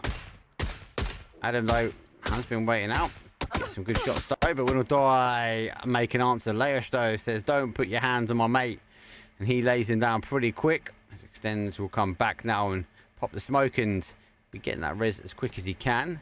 We see, look at that aggressive stance. So Leosto pushing forward, goes to the seat swap. Oh, it doesn't quite get the connection shots. Keenan though is going to put him down. That will allow him to get the res where he can. Will die down to a 3 now. Got to get shifting themselves as Ruzino is getting back to the action. Oh, they got a UAV up. Ooh. Shimboy is getting all the info and he knows they're coming. He's making the call. They will know that it's Shimboy up there. They do get a knock themselves. Adam down for a 1. He needs to try and get as much as he can. He does get a knock. And Shimboy, he ditches his way down here into a position in the middle, and he picks him up as well. Quizzy goes down. He gives up. He jumps out the back of the glider and able to get himself with boots in the ground. Makes our win or die aggressive push become a bit of a Canadian sandwich. Are you sure this is PUBG? I think we're watching a Michael Bay movie at the moment. I'm telling you, mate. Jumps out of the plane, gets the kill. Oh, man. That's absolutely amazing to see. And Team Canada is still 4 players strong in this fight. Bruiser now spots him, but he's been spotted as well. 14 HP to his name. As I think it's just a matter of time now before this entire Canada team just pounces upon him. Yeah, I'd expect him to start pushing forward. I don't quite know exactly where he is. I think they think he's at the plane. And our Buddha boy, though, is going further around. I'm going to continue to push now. He's going to get damage. We'll stay with the solo, though, as he's now pushing forward, though. He picks up 1, though. He needs to be careful with this one, though, as he does expose himself, though, because of the blue zone nades. Busting around the rock. They are going to have to now go get the opportunity to get Adam back up. Good play. Team Canada hold out. They hold their firm and But Boy, I think, really had the opportunity there that he could have stayed in the glider and not done too much, but he descended down, jumped out, and you know what? I feel like that's the play that kept Canada in this game. Yeah, that just absolutely kept them in it. The Michael Bay action movie kind of play in order to get themselves through. But immediately after they get that finish, they're going to be late, or a lot of pressure is going to be laid upon them by SJR. Or by DJ, I'm sorry. DJ? Meantime, SJR sounds quite good, though, I must admit. Yeah. I like it. I'll go with it. Yeah. We're pitching to them after this. We'll get a presentation up, mate. Team Brazil, they have gone for that 2-2 split, but really wide. They kind of got a compound and a scout either side. They are looking for the next zone. We have obviously lost team, so 16 teams, we're down to 15. And now we've got to make sure our way in. 53 alive. It's very quiet on the west-hand side of the zone. Everyone really positioned himself, I suppose, that dead line down the centre from DJR all the way down to RA. And the SCRIMS, though, final player for them. They are trying to get away with everything they can and being chased by carnivores. I said, when there's blood in the water, carnivores will be chasing. We saw that from Vikendi already. Yeah. Luckily, though, for SCRIMS, they do get out of there. 1 kill to their names. They have done a little bit of work, but not way too much, though. But looking at the next zone, it's just going to be disaster for Shrimp as they have to rotate through the lake, across the bridge, into the open arms of every single team that is holding inside of the zone. In the meantime, we do see Entropic still holding on to their little compound. PNC is starting to enter near upon them. Ace's crew spotted them out. Do you know what? I think it might play back towards Buxan, you know. I think it might play just north of Buxan. Unless it goes really heavy west again. I can't see Entropic leaving this. I'm interested to see, though, how Brazil get back, because they've got to push through carnivores here, so they should be able to hear the vehicles, and if they do opt to go for the road, which they are.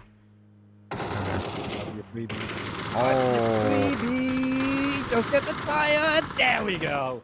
Vinny falls down, and that's gotta ring the alarm bells for this Brazil team. Do not enter upon their. Oh, has that tire been taken down as well? That car is driving swamp. slower than usual. Oh, yeah, it's that rice fields. They really suck the speeds, especially these lower cars. Brazil, yeah, unfortunately for them, that's the downside to those 2-2 splits when you don't get it right at all and you haven't got anyone in zone. Actually now forces you into, I suppose, a desperate attempt to get yourself in. Entropic, though, trying to have a little sniff on it, but Brazil not going to waste any more time. They've already lost one. They're going to rotate their way now in towards zone, passing Entropic, using the hillside to their advantage. Ace's crew will take some shots at them, but there's so many trees that can provide good cover. Entropics are going to be the ones that might be able to cause damage. They try to reposition, but they don't quite get the shots needed, and Team Brazil will continue on their path. Maybe the farmers will catch them in the open field as they will plough some shots towards them, but it just isn't enough at the moment. I mean, I like the decision making from the Brazilian team to immediately rotate over once they've lost this one player. Now the only question is, though, where can they hold? What compound can they take? Currently, it's seeming like every single position they are going is contested by a different team. And there we go, they run into a different team, and there Beyond gets another freebie. Now they're gonna have to hold out here. The rest should be available. But Brazil decides to fight for this against Beyond. The smoke has gone back, but Beyond's not being fooled at all. So nades are coming through. He's going to have to push back now. He's going to fakey smoke to try and stop, and it will give him a little bit of cover, maybe a bit of time now. They will come in. I think he's going to put him in a car and go. I would. But it's so risky, though. The car is going to have such a slow acceleration time. He's down to 1 HP as well. One bullet will take it down, and there we go. The one bullet will connect. Actually come from Pennywise. Great move from Pennywise. Great move. And now it's just Brazil on the last back foot. You were talking about Diego being so hard to rotate in. You can see that for Brazil. Every single place they enter in upon is just disaster for them. Yeah, it's very, very hard. Looks like some teams getting eager now. And Satsmar, though, do punish Pennywise, but oh my god, turns back at the right time. I think he's done enough damage. They are going quick, though, for this. They are super quick. They might be able to pick up Pennywise. We'll wait and see here. It's going to give a bit of a break from Team Brazil. But, oh, cheeky. Waiting for him to put up as well. Cheeky play. I love it. That hurts, and now he's caught out in the open as well. Yeah, it doesn't quite go Buckside, though. It does go a little bit more towards the west of it. So I have to wait and see as it will descend its way down. But a lot of teams, again, still stuck on that east. A lot of teams still having to move their way in on zone now. And Tropic is going to be one of those teams. They still have their fight up against the Carnivores going. They're in a bit of a 2-2 split, if I'm not mistaken. Yeah, they are really wide here. Look. They've got kind of 2 on the hold, and I think Nailup's going to hold that outside edge of blue, but the rest of them are going to be further in. Looks like Team Canada, gets caught on the train, and that kind of works out for him. He get buffed over towards Keenan, getting a little bit of a blessing there. There goes 1, there goes 2. Car is in rags.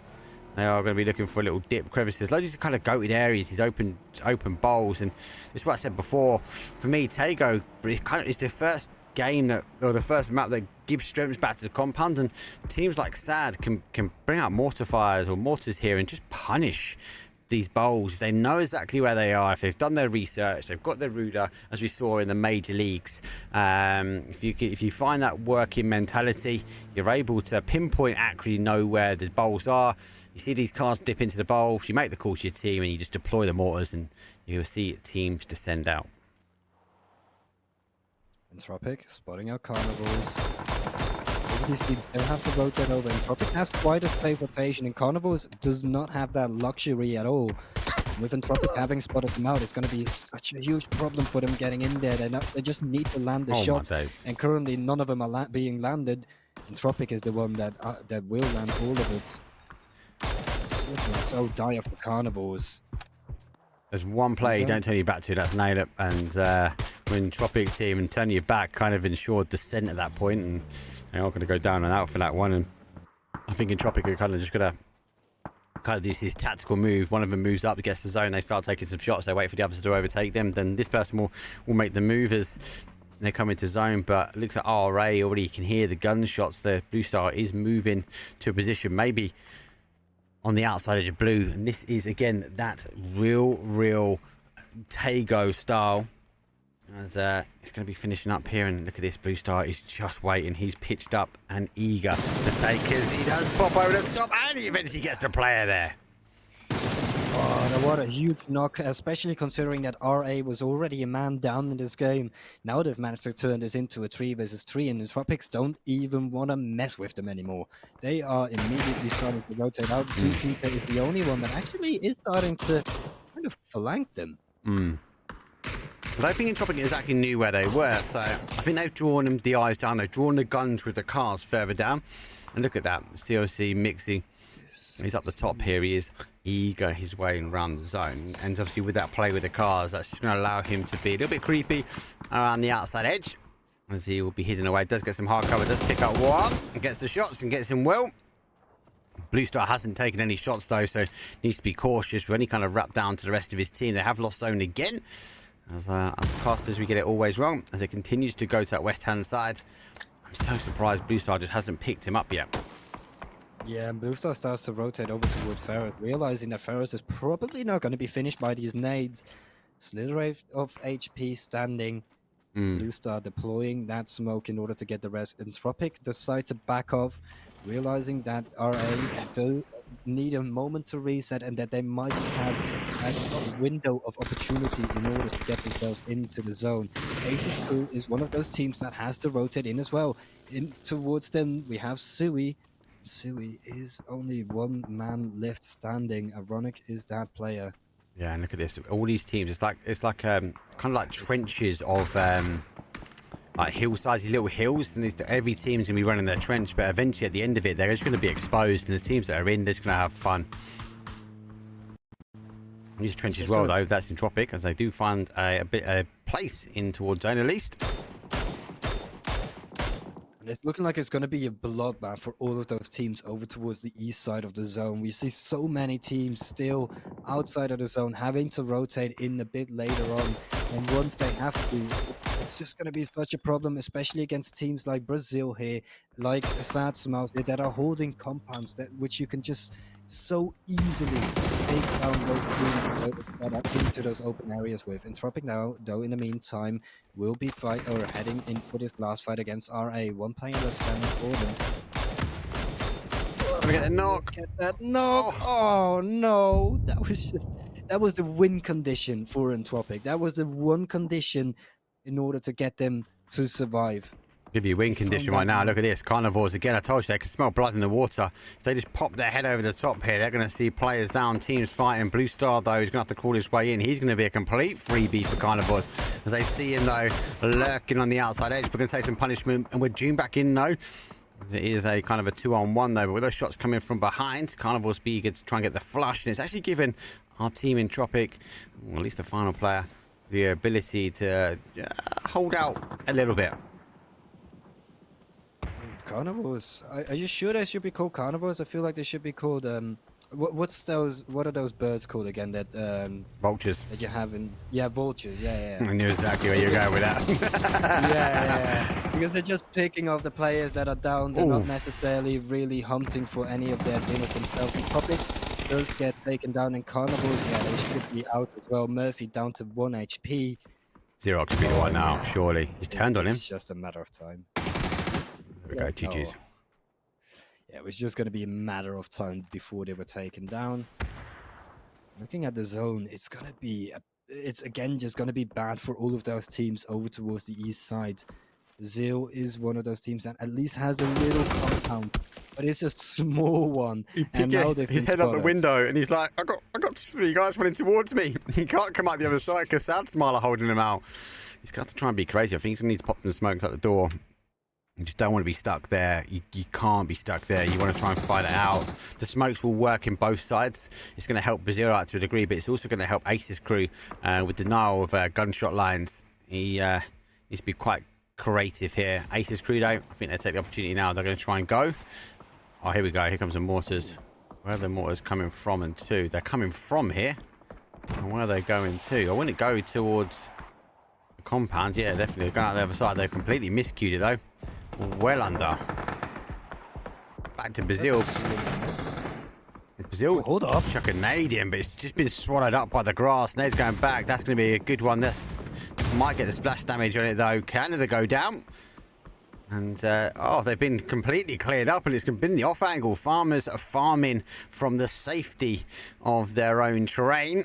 They will be happy with that rotation, and yet they dealt with carnivores well. Now they're going to reap the rewards and make hay while the sun shines, so to speak. Yeah, now it's looking like it's up to Brazil, or it's Brazil's turn to start falling. Christopher spotted him out. He needs to get a little bit more. He's got enough on it. Someone come over and shoot this guy. He's in the trench. He just doesn't quite want to commit to the fight completely. He's aware that there are teams over towards his west that he could be taken down if he takes a bit too deep of a fight. And if he does take that too deep of a fight, he would perhaps lose his helmet. And you want that helmet over towards the later stages of the game. If you do not have it, well, then you're just going to be one shot, especially against players like this that have such good aim. And yeah, there we go. Brazil not taken down. It was just going to be a matter of time before they got that. Do they know? Still again. This is again beyond with one player left. Yeah. Do they know he's in the compound, though? I don't know the answer to that question because we've not been watching the fight. I suppose the positioning of the team, the fact they're running around like this, it kind of determines that they do think there's someone here.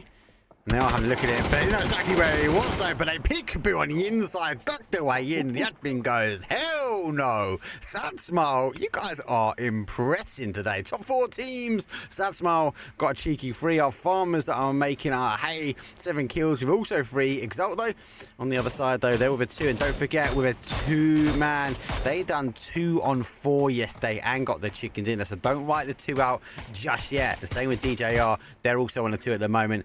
So they got 9 kills, looking promising here on this Tago map. Maybe now what? Yeah, Talk about Satsmal though, they've been playing so decent today. I've noticed it as well in the beginning of this game. You see them rotate towards the middle of the zone, holding a compound, and they've just been in this compound the entire game. Now they're in the top three. Now they're in the top 4. They still have 3 players left, and they are in contention for perhaps winning this game. I do wonder though if they did get those kill points on the board. Of course, playing so heavily mid-centered into the map is usually just going to give you a good position towards the meta phase of the game, not necessarily towards those kills. Let me actually shut up for a moment, because DJR is going to be entered in upon. One of those 4 farmer players does fall down, and that's a huge mistake from them, because 4 farmers were one of the 2 teams with 3 players left standing. Now they are one of the 2 teams with 2 players left standing. This is add to that as well. They knew where he was. So that was a real bizarre push for me personally. I don't know what chat think about that, but plus they have zone. They got zone now. But DJR doesn't have zone. They had everything going for them. That was just they shouldn't have pushed on there. Most likely, yeah, they shouldn't. That should not have happened. Or stacked and go. If they put all 3 in a car, yeah, okay, you make the play. Yeah. Maybe that grenade would have got lucky for DJR, but at least he would have knocked one. You've got 2 other guns there. It's 2v1 in that situation. You'd expect the knock, though, to come through, and 4 farmers that they would be able to get the res and then push back here. Bit of a crazy push, maybe an overconfidence a little bit to the degree. And DJR player still got smoke. He's able to cross it.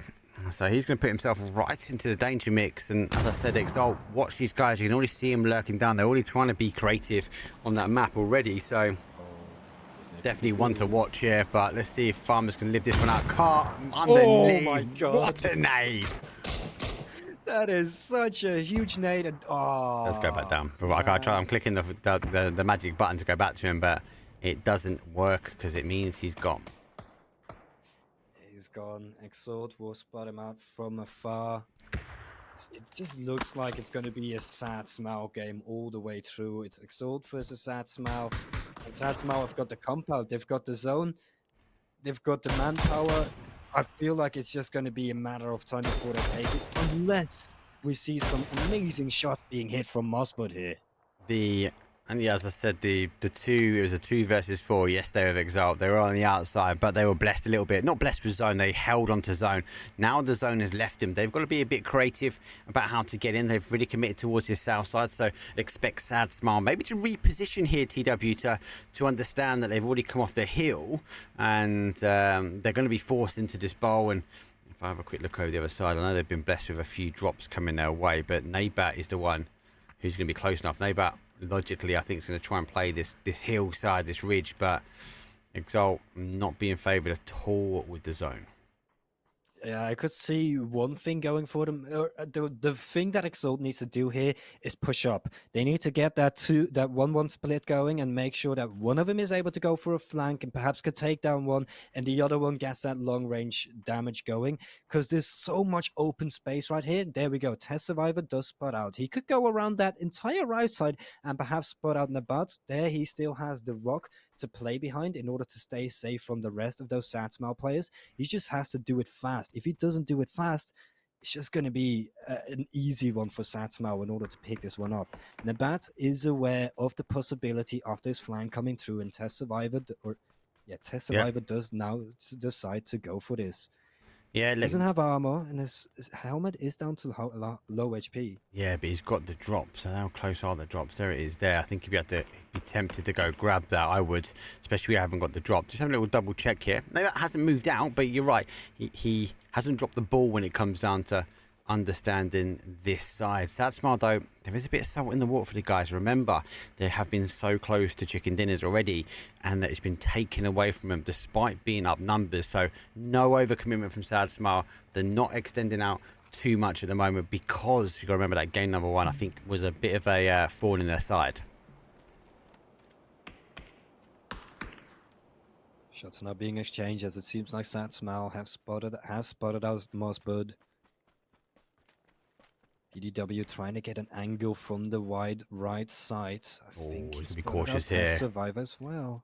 You got to remember, there's no cover any further around. So if he does, the logic is to commit this way, isolate the 2, put him into the corner. But if Exalt see him, they're able to really punish, and Exalt are looking for this. They want to isolate an individual. So, do you know what? I think it's the right play from Sad Smile. They've gone back to the compound. They've got the hard cover. Yeah. Phase number 8, once this hits, mate, it's going to go in between them two. They don't need to stretch out. Exalt are going to have to come to them after this one, even if they get in zone. It's a big hit actually coming through onto PDW from Test Survivor. I'm wondering if that perhaps was on PDW's head. If he took down his helmet there, he definitely has a chance. Later on, now in these stages of the game, it really becomes about having that armor. If you can take down a player really quick, a bit quicker than an enemy can take you down, you might just be able to win this game. But Sad Smiles, they've still just kept their nades for this stage. They know that Exalt has to push in. They know that they have the compound to play around with. Exalt now raining in those nades in order to perhaps deter or be a thing in Sad Smile's head. Might just be overthinking it as Test Survivor is getting in closer in this building. It's been spotted out. Will be down, quick. And there we go. Yeah. Very It was quick. really just a matter of time.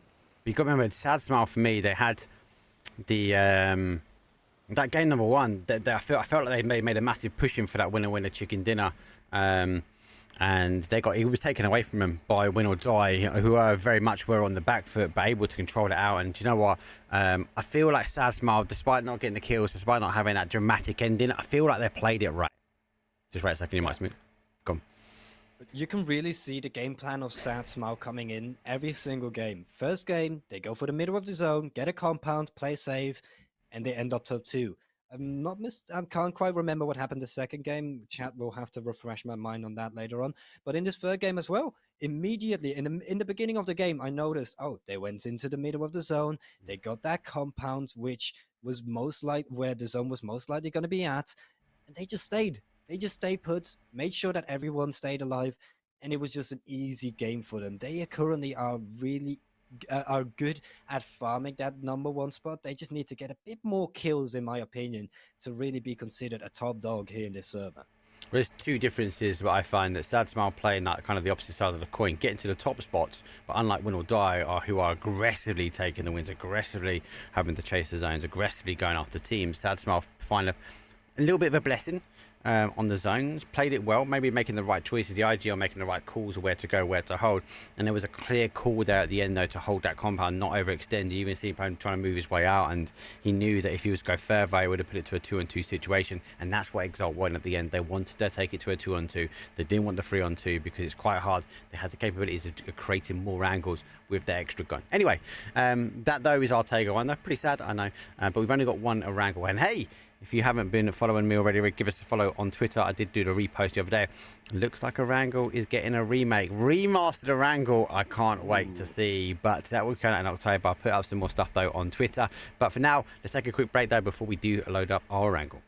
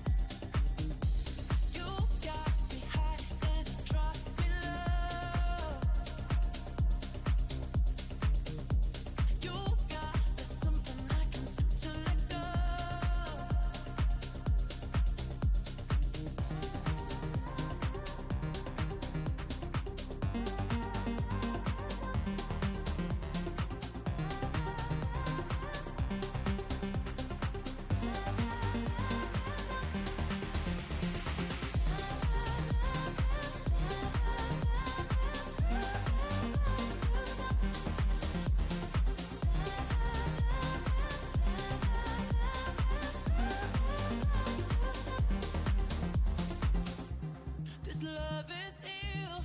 I wish that it was different.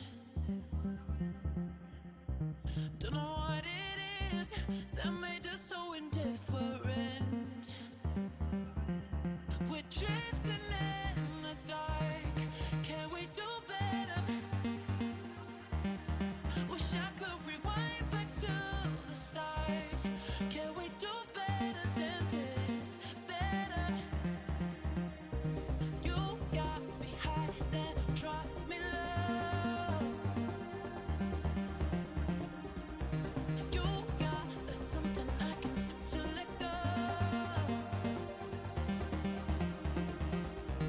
You got me high, then drop me low. You got something I can seem to let go. To let go.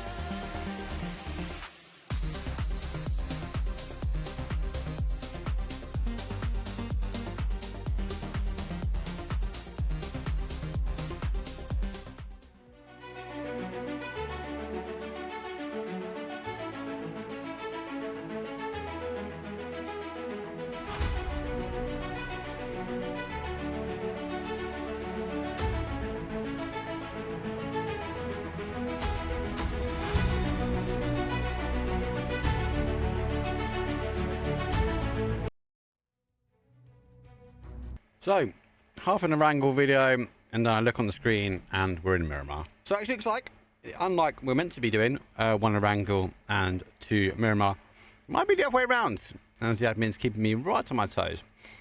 Flight path though, south, southwest, up to southeast, right? TW. It's a bit of a horrible flight path. Yeah, it's gonna be an interesting one, to say the least. There is the opportunity for my favorite kind of end zone, which will be at over towards the east side of the map, over towards those little islands, but we're most likely not even going to be seeing that.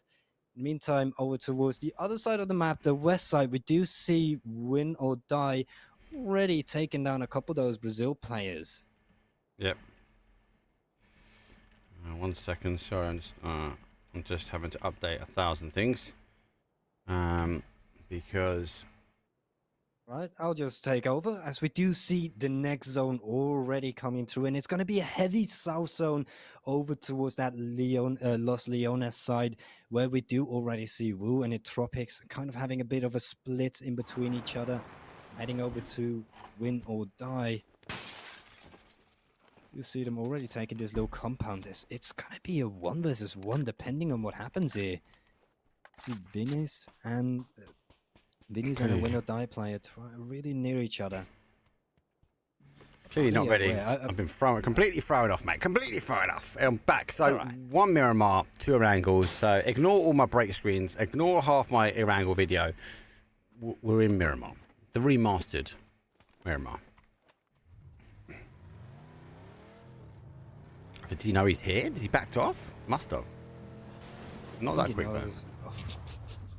The They're not on the driving train, of some mate. of these players is amazing. Clearly looking behind him, making sure there is no push coming in.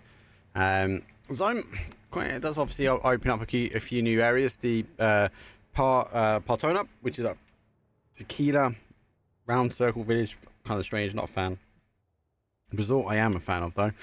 Los Leones and the surrounding compounds, if those who haven't played it already, it is really, I suppose, changed. The hills, the terrain itself has all really changed, and it's made a slight difference. I kind of like the input of Roadster at the moment, TW, because Miramar's always been quite hard for rotations, and actually with these extra dirt tracks and stuff, it gives teams the capabilities to try and get around, especially around this sort of south side. You can see so many more roads in play.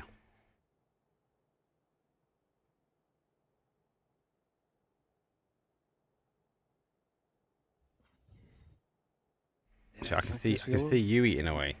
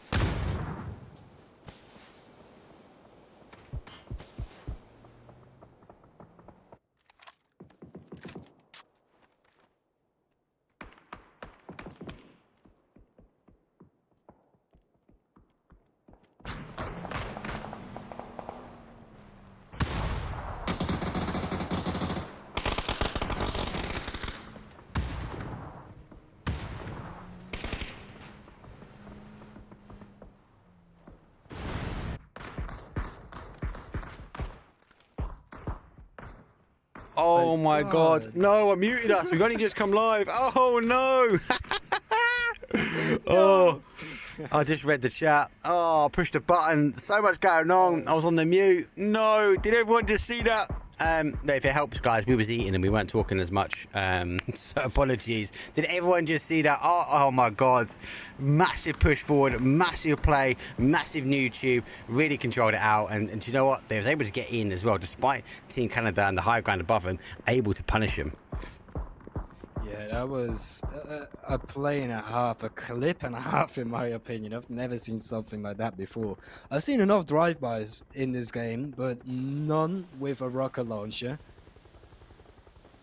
Yeah. Well, AA will survive that fight, but looking at where they're positioned right here, they are in between a literal rock and a hard place, in between two of those big hills, where luckily for them, hold it, keeps taking down from up above. But I feel like it's just going to be the team to take matters into their own hands. I feel like I just don't see a way out for AA. Oh, to be fair though, we've seen this zone ending a few times. It pulls back towards that Team Canada, keeping that compound that we were sitting in nicely. So it will play back their way. If it does, they'll find themselves sitting on the outside of edge. They've got to try and deal the damage though when it comes down to Entropic moving in. We have to wait and see. If the zone does play across to the other side, like towards Team Brazil, it will be all right. I think these teams are positioning for more of an east finish at the moment. It just looks like it's a matter of time with all of those teams surrounding AA. It's going to be so hard for them to wiggle their way out of here. Well, we'll have to see what the zone does later on, though, because that might just be their blessing in disguise. Satsmal does put out Ace. Let's see. Just changing a couple bullets, nothing really dangerous just yet. Gonna keep working around. Yeah, completely my fault. Team Brazil, they eventually go down. At least you got the feed, you got the game sound at least. But now you get us back though for the closing statements just after that amazing noob tube. And trust me, I was screaming like a 4-year-old child. You're lucky that it was on mute. 4-year-old? I would have said like a 2-year-old. 2 at best, yeah. 2 at a push. Yeah. 2 at a push. Noob tube coming in though. What a play from after all. Teams going to be waiting for that shift. Doesn't go to the east. Does play across now towards that west-hand side. But after all are in, so are the we're expecting for that zone to tighten itself back up for them. I think Team Canada the ones that are going to be disappointed. Below them, though, is Aces. I can't see them pulling each other under shots. But eventually, as they will climb down, Aces got a big decision to make. Do they go up and onto the high ground? If they do, it might be a bit punishing for them. But if they time it right, it might work out. And the fact that Canada only has 2 players standing in this moment, 3 if they do get the res, it does make a way for Aces to come in here. But look at what Shinboy has in his hands. The oh-so dangerous P90. I feel like every single time I run into someone with that gun, it's just, boop, I'm dead. Yeah. You just get melted. There's no recoil on it. That's just too dangerous. Yeah. No recoil, 50 bullets, fast fire rate, does a decent amount of damage. It just feels like such a strong gun, probably the strongest in the game if it wasn't for the fact that the range is a bit low on it. But of course, then you just combine it with a DMR and you're good. You're good to go. Dangerous compound. A bit of a dangerous team as well. Farmers, though, are making the push.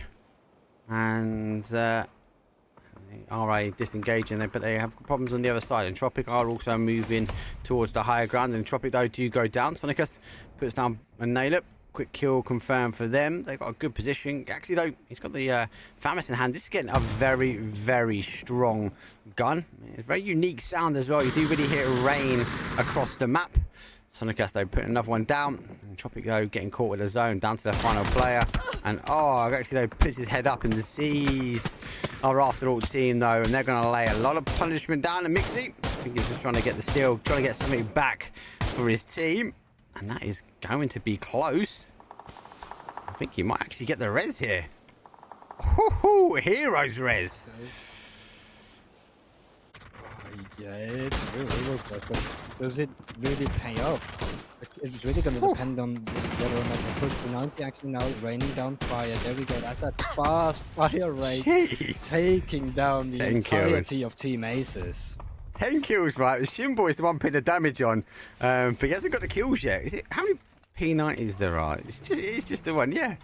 Hammering the hell out of it, but the other boys just picking up the kills and steals where needed. The Woo were looking to go get a bit more aggressive. Team Canada with the ability of clearing out Team Aces. They know now they're going to have a little ledge now to play. Very hard ledge to play.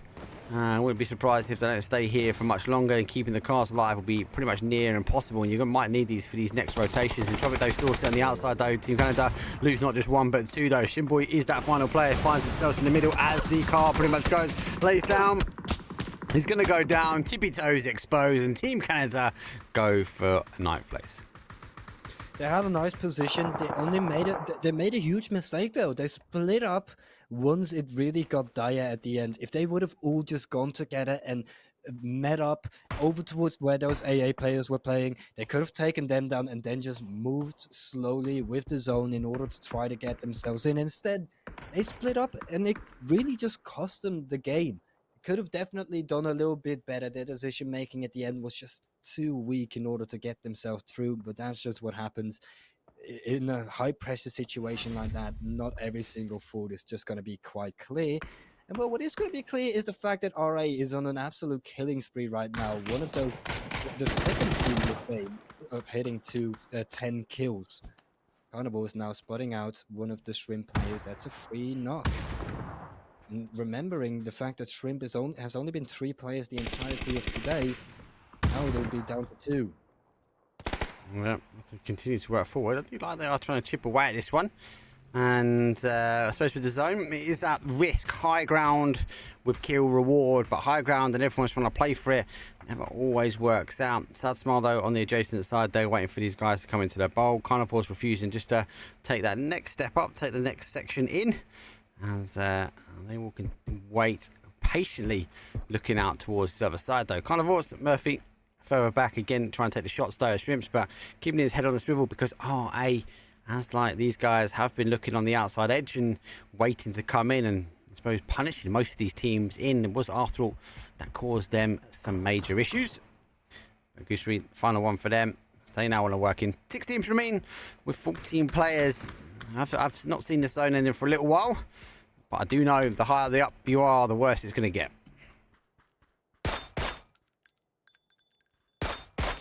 Woo, still one of the teams left standing. They've been a little bit disappointing in my eyes today. Not gotten too many late finishes, not done too much damage in terms of kills. But now they are in the top 5, only 2 players left standing. But looking at the zone and looking at what compound and positioning they have, they basically have the best and most comfortable position out of all of these teams. Yeah, they've got the low ground. They've got no one behind them now, which is, you see that east-hand side is the one that really punishes them. If they can time it right, where these other teams on the west are fighting, it would give them the opportunity to move across the open terrain that's in front of them. If they get caught and don't time it right, they're going to get caught in that open field, and it's going to be a bit horrible.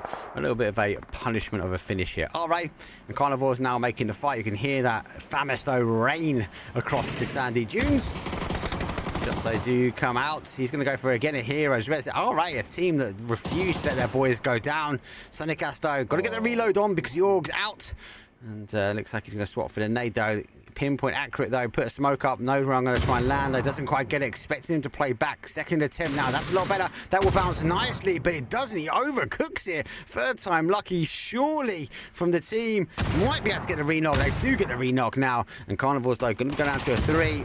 So they are just going to chuck as much U2 as they can, and that's talk about the timing. There's that timing though from the Woo. They took the opportunity. The teams were fighting. No one's looking in the open terrain, and here we go. Woo with 4 kills. Let's see if they get themselves a chicken dinner. Chicken dinner is really needed. They got this flank going, but RA already aware of it. Flash is coming through. Build different, trying to get himself in there. I think he spotted out one, but the flash, it's so good. The timing is so good as well. Goes down to 1 HP. He's gonna be down. Build different. Get one, but he immediately gets down. The Woo will pick that one up quite comfortably. Looking at this last top 4, we've got the win. with 2 players left standing, most likely one in just a minute. Sad Smiles are still 2 players left standing. Same with Carnivores and RA. Actually, Carnivores, yeah, that's a confirmed kill. I think it's just going to be a 2-on-2, 2 versus 2 versus 2 versus 1 over towards the end. Sad Smile, they have a little compound that they go onto. Oh, that's a good pick. Make sure that that player doesn't get any more info. And well, looking at this zone, it's interesting to see where it's so interesting to see where everyone is playing. None of them are really in the next zone. All of them are going to be looking in towards rotating. And I feel like the Wu now made a mistake. Nah, it's the right play. That was safe. No, I think it's the right play. It was so unfortunate that the fight kind of stopped and RA didn't drop the ball. They just turned around at the right time. They picked up the 2-man push. Imagine if they were like, I don't know, a split second ahead of the game. It would have been a completely different ending. I know, but it was all about the perfect timing. It was all about the perfect timing, and they didn't hit it. You can't tell that away. Can't tell that away. It was a risky play. Oh, Gaxi pops over and sees and whoa. Oh, Ray are going in. 15 kills. The team that punished Team Brazil, bullied him to a degree, are now pushing him. But yet again here, TW Sad are up in the top 4. Yet again, they find themselves now in the top 2. Let's see what they can do. The tables have turned now. They're down the numbers, and they're actually the ones in the seat with only 2 remain. No, Neighbor puts one down and puts it 2-on-2, but he's only gets another one. No way! Goes down to the final player. Gaxi has got to try to hold now. He's cracked this level 3 lid. Maybe play peekaboo with that, but he's got Famis in hand. And Sad Smile, the tides were turned, but they learned their lesson. They had the numbers up, and that's what Exalt wanted to do with them when it came down to game number 3. And Gaxi, he's going to go for a full disengagement. He's going back for a vest, surely. And he's got no meds. Got to get something on. He's going to take the opportunity. It's going to be a 2-on-1. Whoa, Sad Smile. Jeez, Nabat. Jeez. It's not just GG yet. It's not GG just yet, Mate, just that play alone, though. That play alone. Yeah, he held that play alone, firm, mate. It deserves it. It definitely deserves it. Well, we've seen 2 versus 1s. We just saw one. And we saw one in the first game, so there's still a possibility. And considering the fact that the FAMAS is in the hands of Gaxo here, you could just see it turn out his way.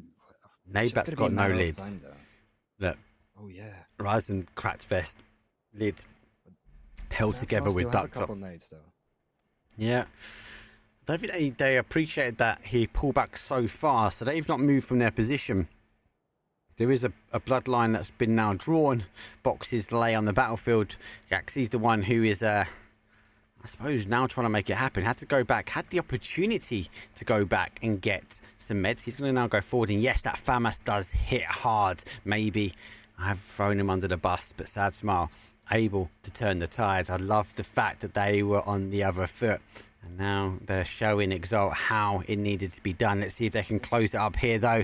No hard cover. Gaxi got a little bit of a trench, a little bit of an opportunity now to play forward. And the only opportunity we've got is that we've now unmuted and everyone can now hear us. Oh, the natives start coming in. That one doesn't hit, but our Gaxi is one and only nade, and it's not going to hit. It's not going to be good. GG's! There we go. Sad triple Smile to finish it off. Back to back, 7-kill chicken dinner. Let's not take anything away though, because RA results an avenue of 15 kills and a 2nd place. So that's a big game for them, but huge game there from Sad Smile. Wow, I mean, they get another win. They've been playing so amazing today. You can really see that the game plan that they have is working. Yeah. Getting into the zone, getting in the middle of it, not really fighting too much. It's working. It's putting up consistent numbers time and time again. And I feel like teams that are really aggressive here, that like we saw in the first game of win or die, a team that will win a game, but whenever they win a game, it's going to be with a high amount of kills. Other than that, they don't necessarily get a high placement. It really shows that a team like that is good, but it isn't consistent. it's not going to work in the long run. The strats that win or die do are not going to work. And the strats that, as again, a team like SATSMAO is doing, especially with how they play with their rotations in the beginning of the in the early on phases, it's so strong, and they time and time again prove that as a team they can fight together, and the individual prowess is there as well. Yeah, it's good play. It's very good play. Consistent, I think, is the best word to sum up SATSMAO, as you say. The early game, yeah, a little bit more quieter, not like that crazy win or die move, but I suppose win or die live by their name. They win or they die. SATSMAO, though, putting SATSMAO on other teams' face, and yeah, let's not take anything away. RA, massive push, but you know what, as I mentioned before, it was nice to see that SATSMAO were on the other side of the fence. They were the two. They were the one down. Nabat literally dug his heels in the ground, and he just point and shoot. He picked up one, then he picked up the second, and at that point there, it was kind of a chicken dinner done for me. Didn't want to write them off too much because they were pretty much cracked, and Galaxy, obviously with the FAMAS in hand, did go do the right thing, get some more meds, and then came back for the fight. And it all came down to that zone shift. Good play. Difficult zones, but it's only one Miramar, so unlike what he's meant to be doing with two Miramars, you've only got the one. We'll take a quick break. We will come back though, and it is the Erangel, I've been told. So game number 4. Actually, no, it's not. They've put Miramar back up. I've got no idea what the admin's doing. I'll tell you what's happening as it happens. So we've got Miramar up now, and we'll take a quick break. I'll see you guys, whatever we're going to play for game number 6 shortly. Bye.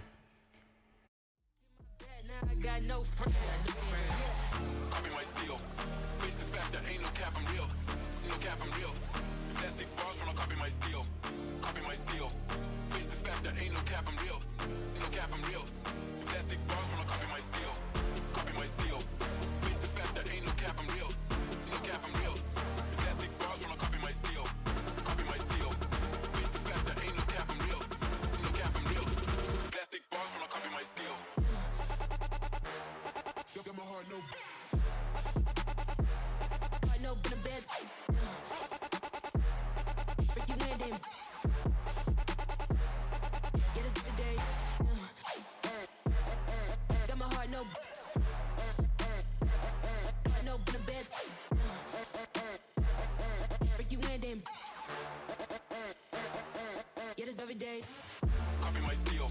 Face the fact that ain't no cap, I'm real. No cap, I'm real. The plastic bars wanna copy my steel. Copy my steel. Face the fact that ain't no cap, I'm real. No cap, I'm real. The plastic bars wanna copy my steel.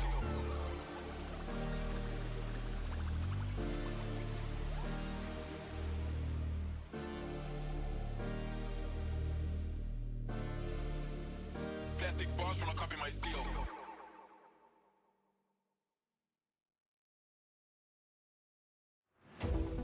I just need a reason.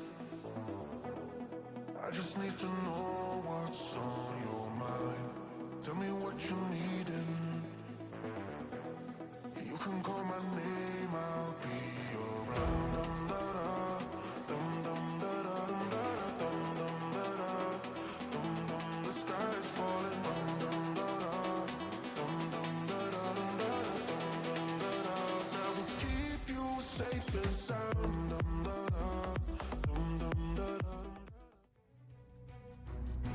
Mic check, 1 2 testing. Yes, I'm not a bot this time, and I've actually unmuted. It's too busy eating my food as the video is playing. So I've asked the admins what the game rotations are. I did double check Discord, and it was meant to be Erangel Miramar, but it's looking like maybe they meant to make it and it was Miramar, so now they got to do a secondary Miramar. Maybe, hopefully, we'll end up on our Erangel. Play puff, though, is a bit of a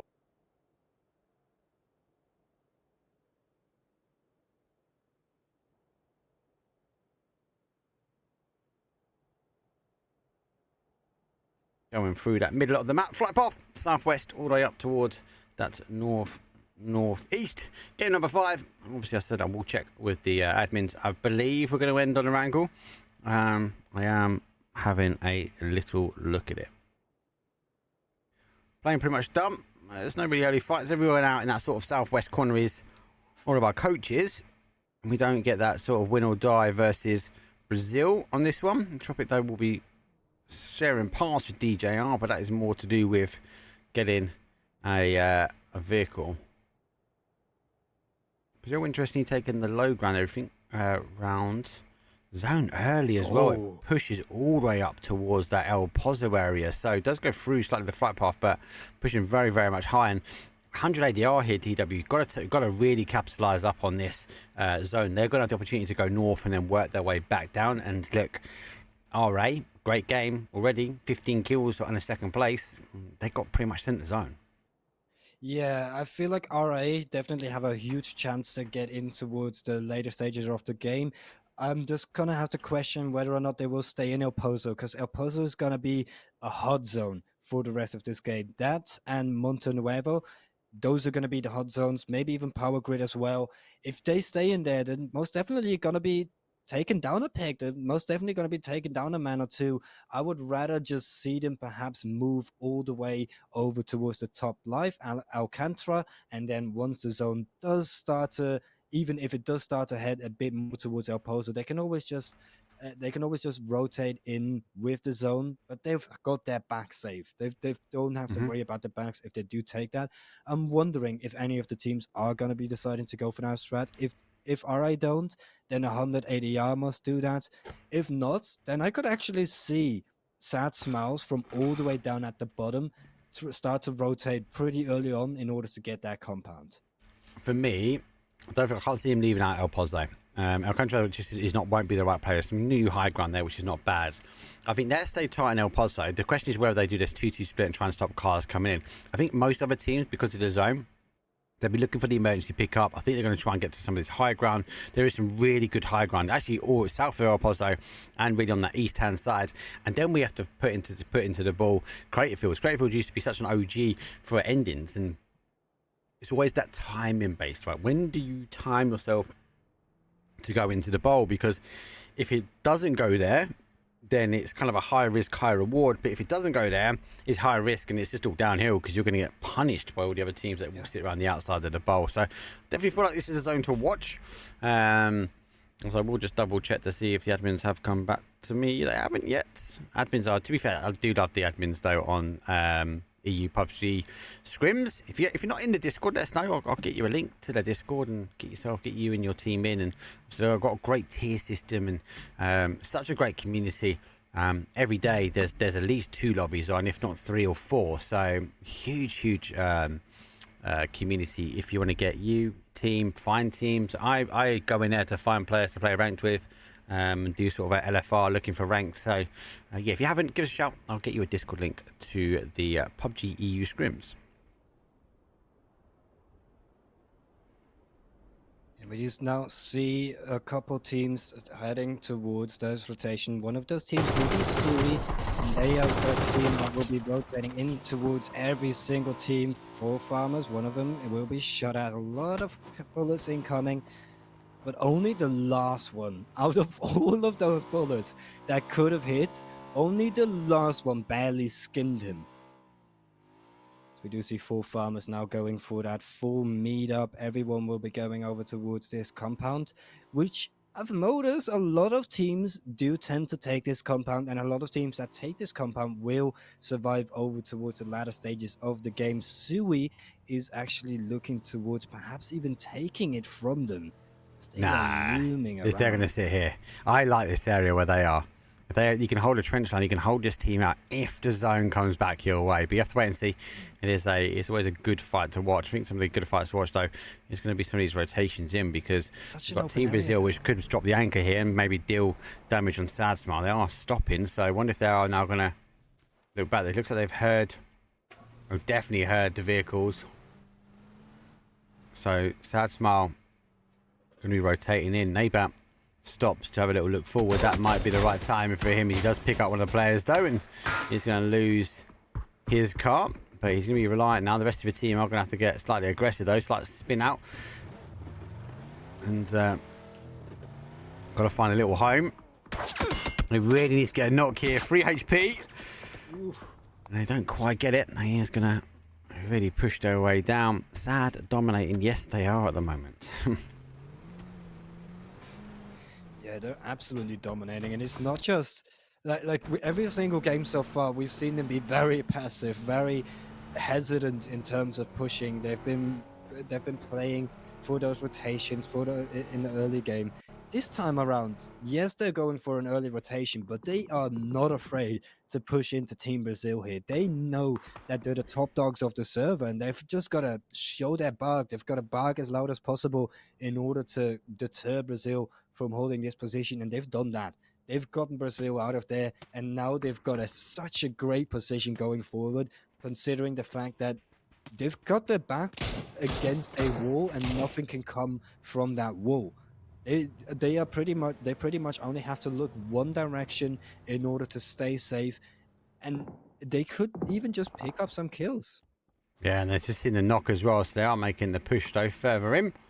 And unfortunately, the team further up, so covering fire that Team Brazil needed, and looks like they are going to try and isolate one at a time. Though Team Brazil, they do get knocked. They're going to work their way around, spinning the shots all the way further around. Doesn't quite get it though. The player from behind, the outside edge, was the one that caused the damage. They were trying to push their way in, and looks like a little bit of a spectator's blip as that van was just jiggling around.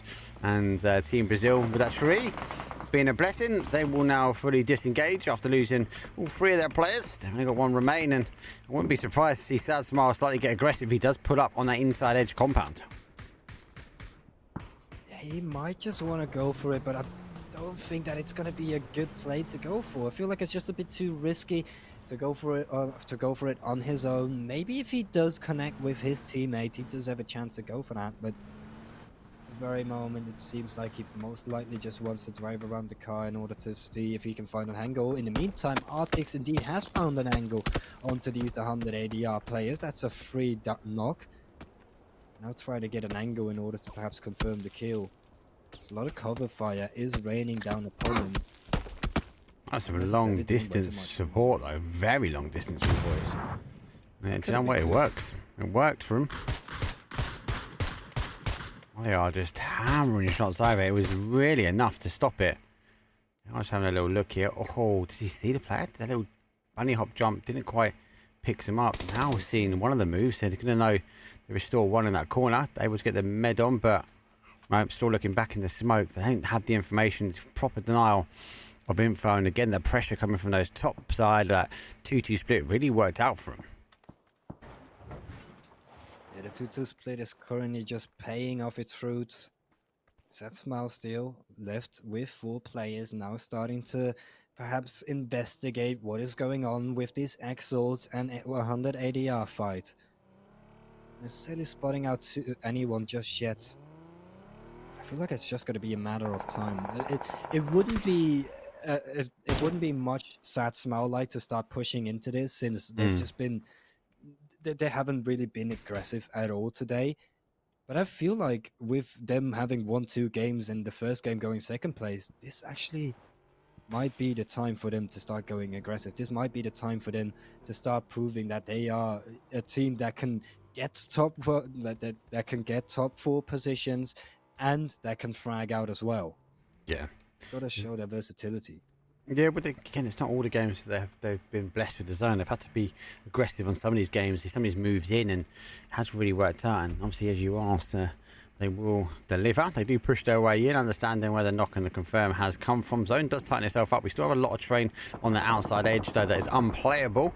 DJ are going to go for the high flyers, as they will now send themselves now in towards, I suppose, El Pozo. As we will see a lot of sea of colours, though, live in this terrain and live in this area, and hoping for the zone to come back. A nice move for them. They go for this sort of west hand side, expecting the zone to come out.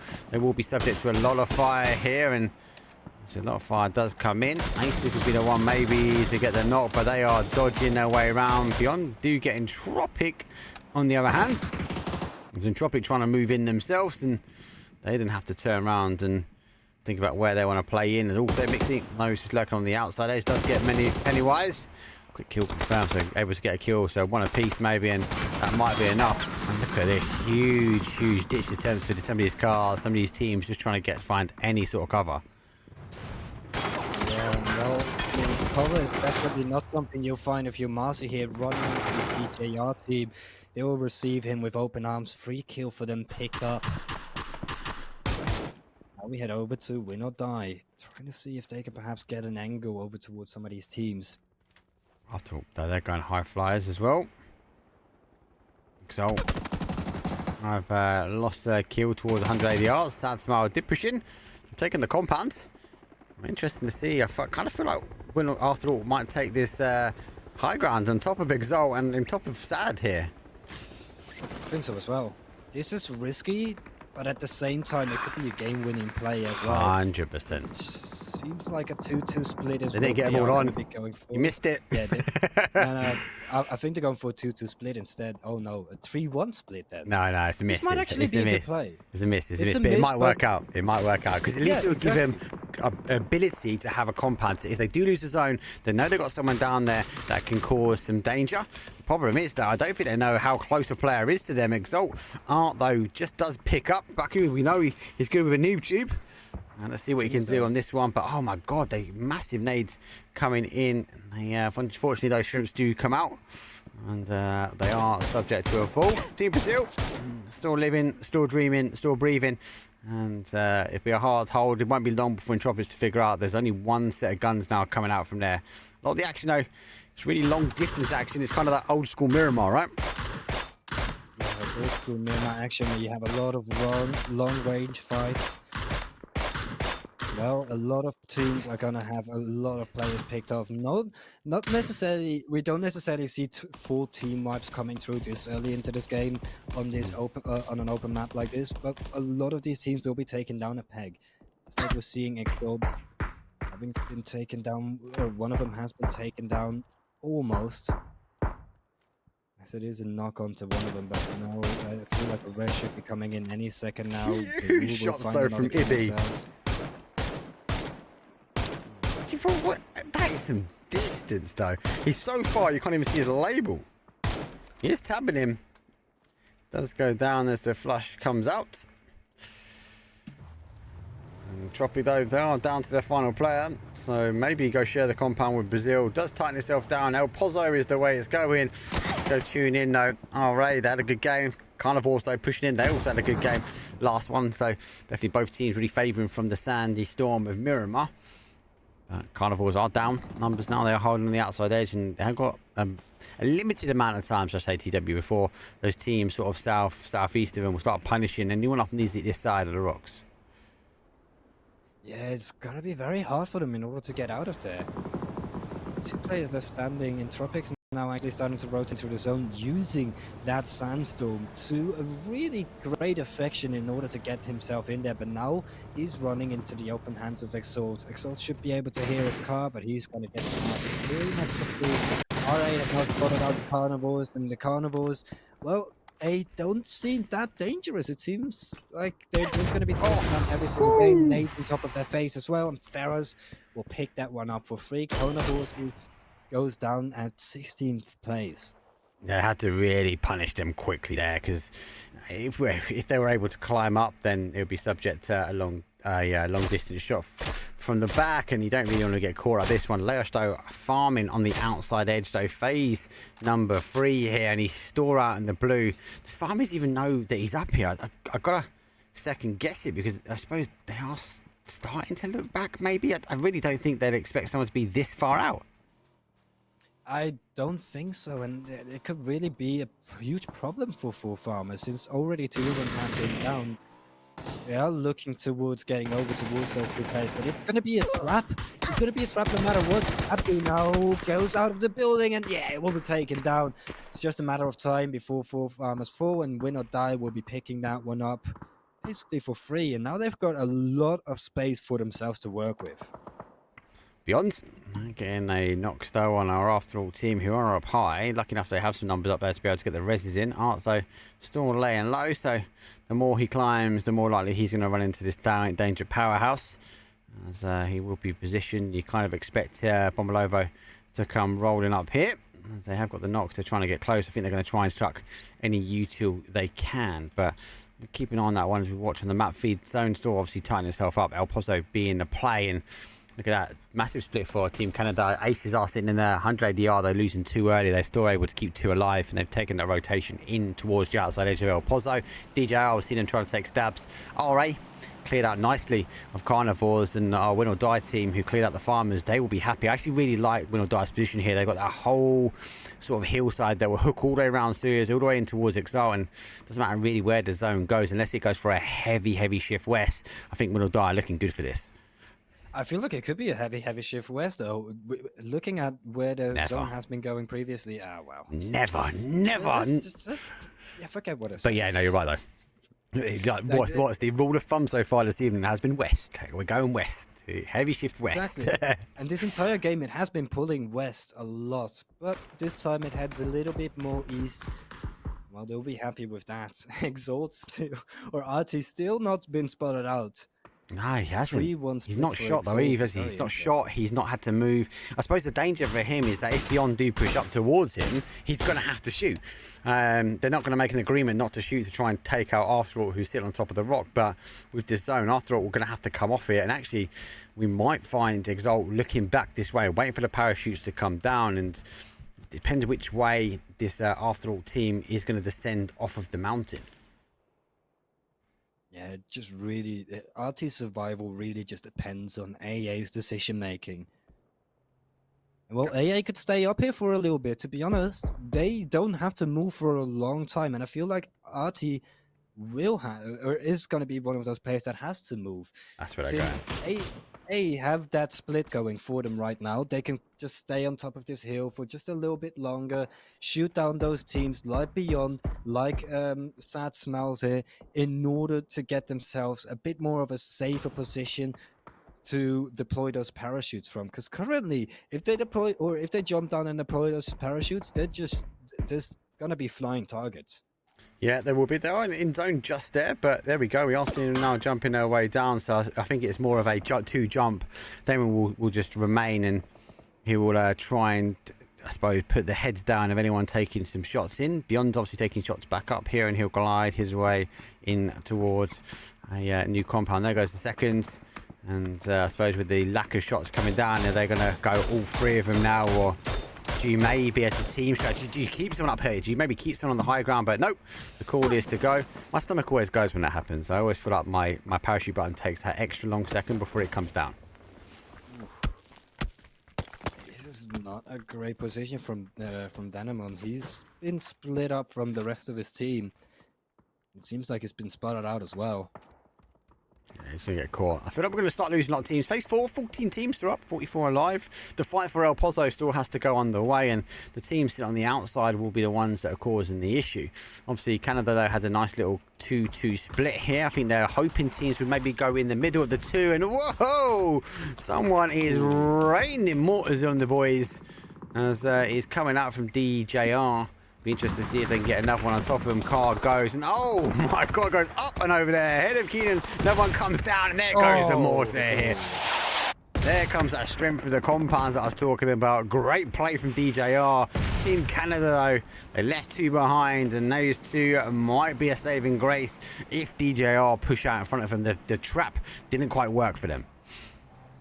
Yeah, that's so unfortunate to see, because they had a good game plan for this round. That 2-2 split could have potentially worked out perfectly, but instead it's just the mortars that were taken down. A bit of a cheap shot, but I mean, it's a cheap shot that definitely belongs into the game. I'm right underneath me, typical. They managed to find the path. Smoke will come out. I don't know if DJ have got any more mortars, because if they have, this would be the time now to unfold them. And they got to lay low. I like Team Canada's movement, though. I like the ability they're going to try and pick their boy up and wait. And then we are going to see 180 DR slight stop, though, as they can hear aces get knocked, and they've now got to figure out how they get the res themselves, as they are lurking on the outside edge. I mean, you said that you like the play that Canada is doing here in order to get that res off. I actually will go against it. I don't like this play. They've put themselves in the open. They've put themselves in the crosshairs of all of these teams around them. And you can already see it. DJR is starting to enter in upon them. They've basically just sacrificed the entire team in order to get that res going. And now we only have one player left standing. Beautiful is the one left standing here. Bad decision making, in my opinion, coming out from Canada. Nate's raining upon. He's down to 2 HP. Has to pop the first aid kit. think they're relying on this third-party action. It just hasn't come their way. So, yeah, losing numbers.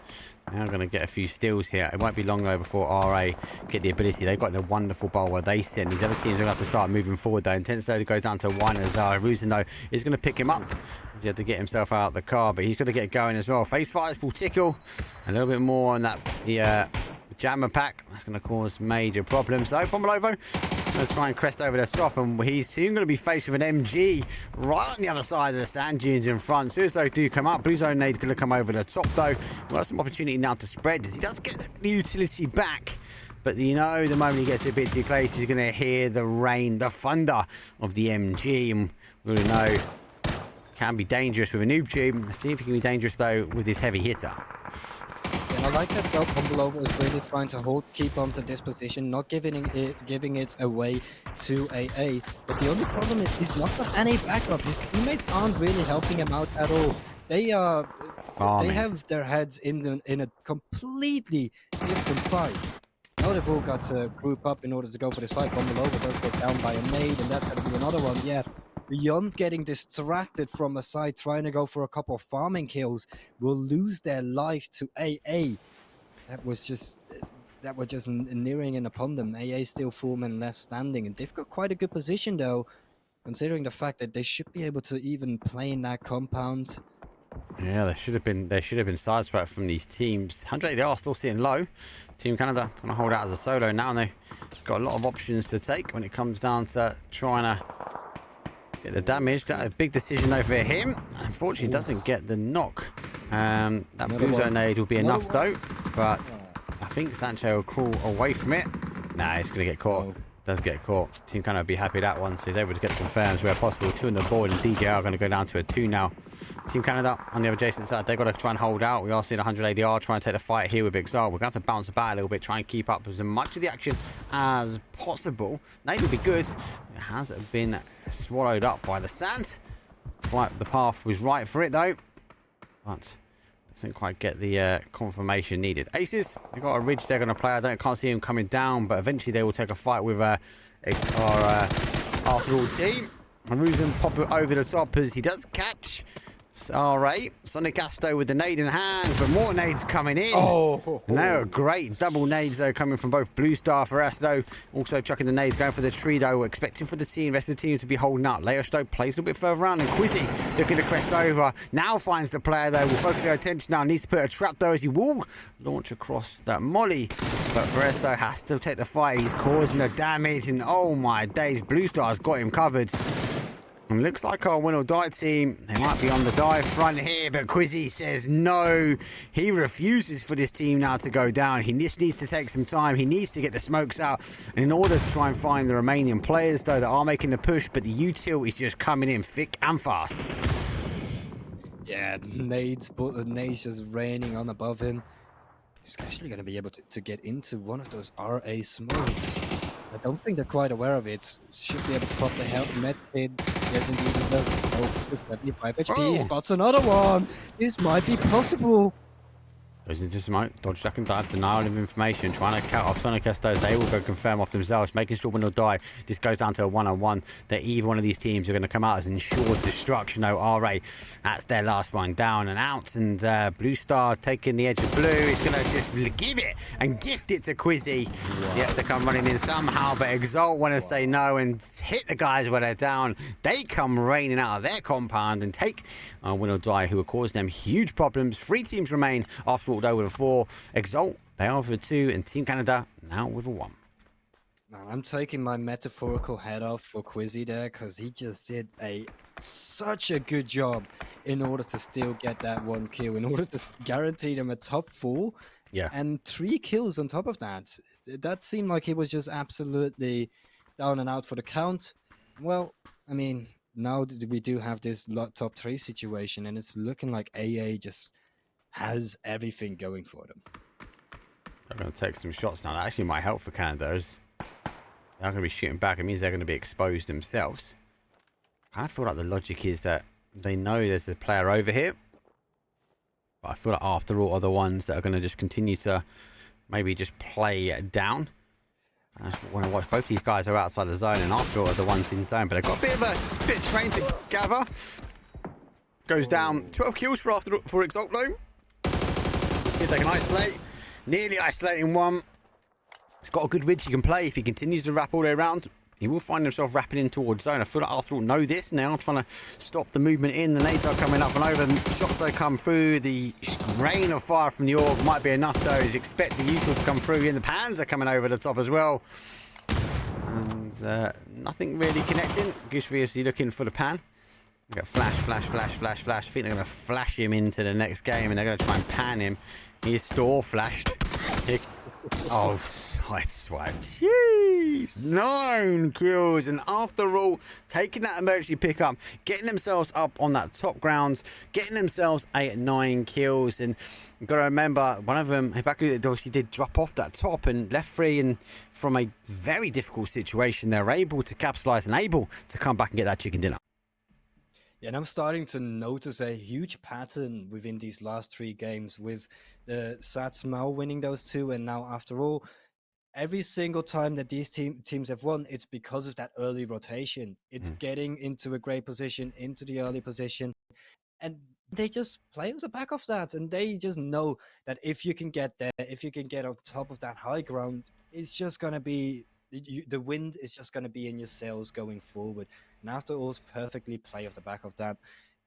If we did see some unfortunate stuff here, though, come through on Nim, I feel like we saw a lot of teams making the wrong decisions this game. But of course, that is what happens on a map like Myanmar that has such long range angles where a lot of the teams are still going to be standing late on into the game, and there's just going to be so much pressure on you in terms of making the right decision. And I feel like it's just unfortunate to see that some teams did make those wrong decisions, but we of course did see after all just taking the win, and they didn't make a single wrong decision that entire game. Apart from that missed jump slightly, but no, okay. It did fall out. It did fall out nicely for them.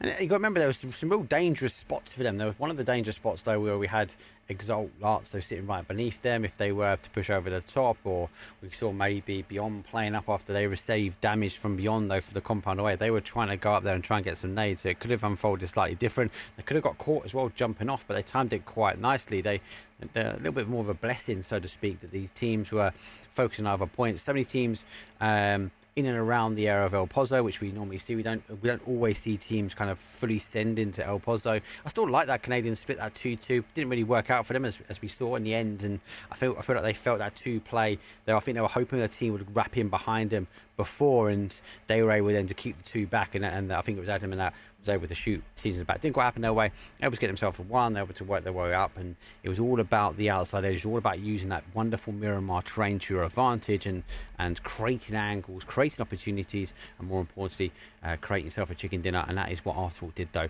Game number 6 though is going to come up. We'll take a quick break as the lobby pretty much is loaded, and I'll see all you guys and girls for the final game shortly.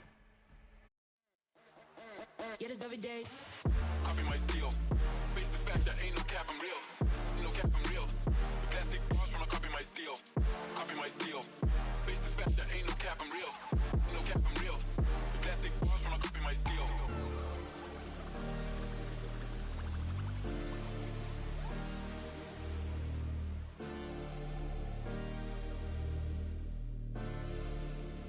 Plastic bars from a copy my steel.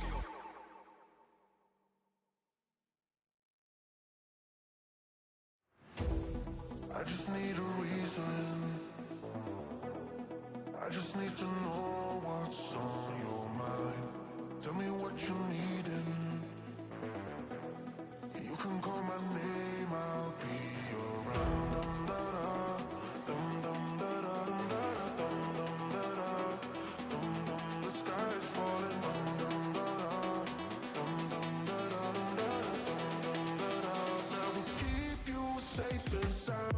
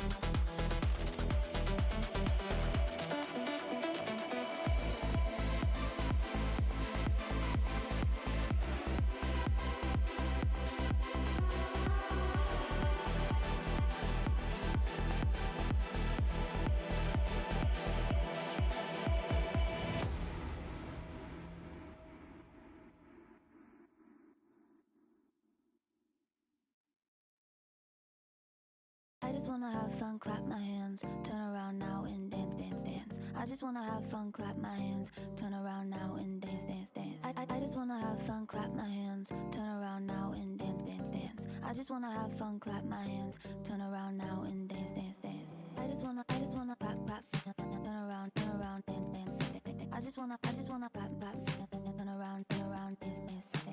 I just wanna clap, clap, turn around, dance, dance, dance. I just wanna.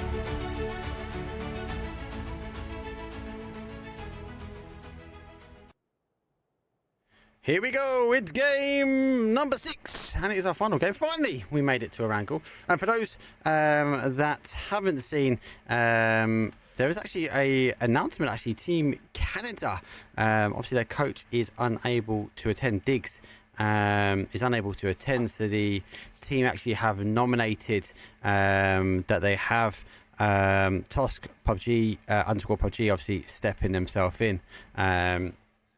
So obviously a slight change for them. A bit of disappointment, Diggs can't actually make it for the team, but obviously the team and the players have nominated, and such a good coach and such a good player, and there's no surprise that that team has nominated them to get in. Bart, welcome into the stream. If you haven't already, people in chat, give that man a follow. He's an outstanding NA caster.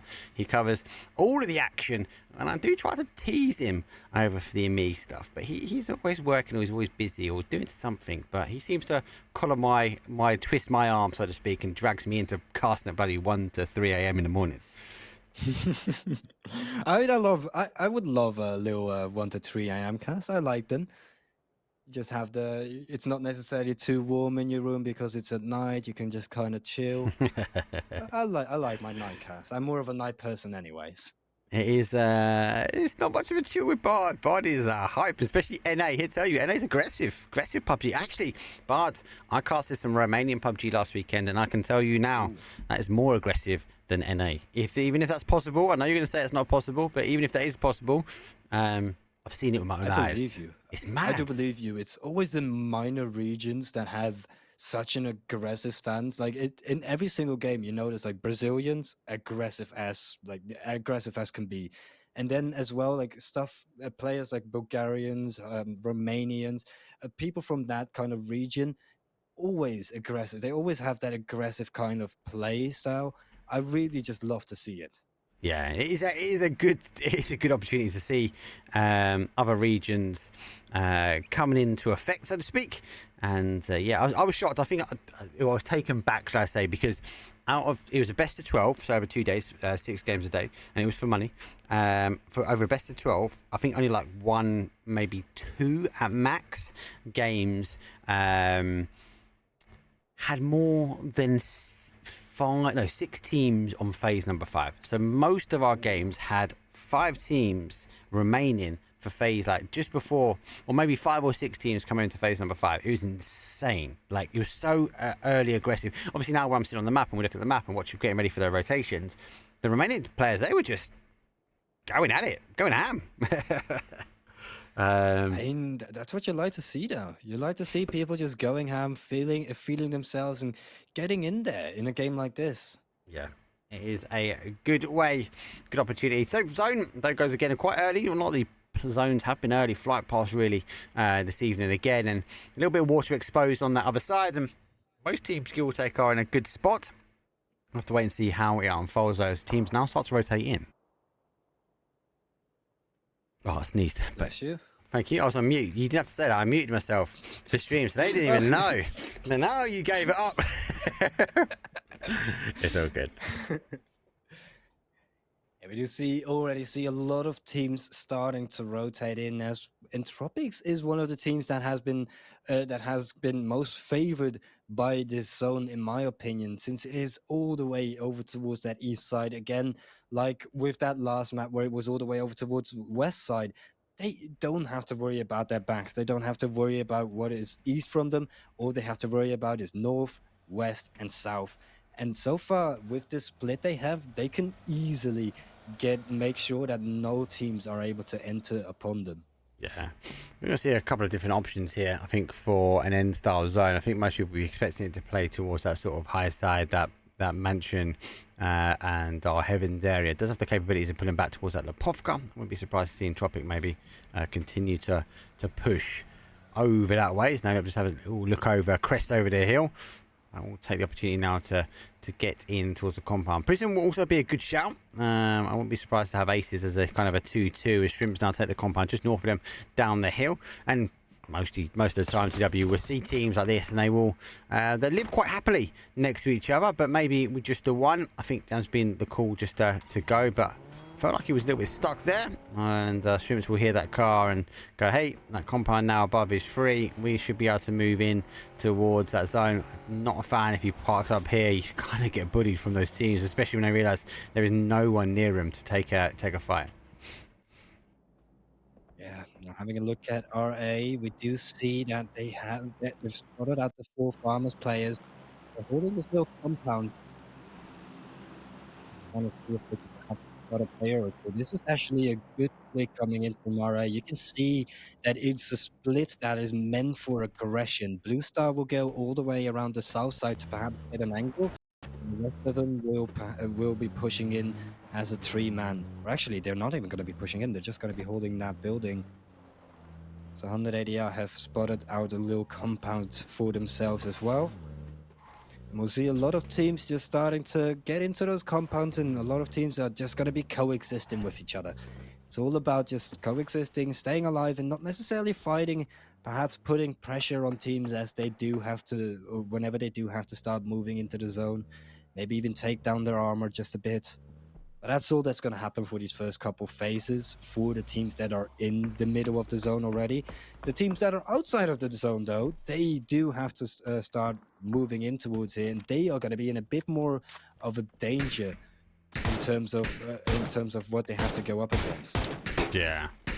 It's going to be a bit harder. Honestly, you're right. Coexisting, I think, is the key. This zone does offer so much capabilities of end style, end play, end rotations, and I think everyone will have their say on what they believe is going to be that end zone. We'll have to wait and see how that goes. One thing that just popped into my mind, this is the last game of the day, and every single time we've casted together, the last game of the day always gets turned around its head. It's always going to be the case. It's got a complete aggression show, and I feel like once the zone starts to close down a bit more, we're going to get to see that once again. It is going to be aggressive. I guarantee that, TW. We won't let you down again. Hopefully not. I mean, you've never let me down. These games have never let me down. They've always been good, no matter what. I'm keen to see actually where it goes. I think we're going to see a lot of farming of damage. I can't imagine us seeing a knock here from RA and a push, but it is game number 6 maybe. RA did get a 15 kill game, so we have to wait and see how that goes. But beyond, we'll be able to get the res on here. They are getting punished slightly by Heavens, where the Wu are sitting, and obviously RA now on the other side. But RA need to keep an eye. They are in Hall of Fame, and Junkyard taken up by our 4 farmers.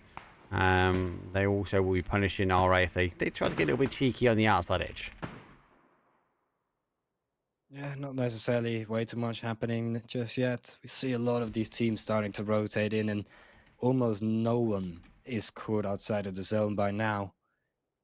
Well, it's just going to be a couple boring minutes, I feel like, Mark. It's just going to be a standstill for the time being. It's going to explode, mate. I just feel it. It's going to explode at one moment. I mean, it's just a huge amount of tension building. In one moment, that tension is going to be exploding. And, well, it does indeed for Canada, as that is a play and a half that I would not like to see being made again by anyone. Why did Buddha Boy just enter in on that building without even really checking if it was safe? It's just an aggressive game number 6 move. New coach, new game plans. So yeah, obviously, if those that don't know, I've just shared it on Twitter again. PUBG Esports obviously confirmed, unfortunately, Coach Diaz is unable to attend PNC 2023 in place. Obviously, they nominated Toss PUBG, which is, again, an insane and such a good player. Currently, obviously, a very, very strong individual to be added to that team. So, be good to see. And we've already seen Team Canada are stacked anyway.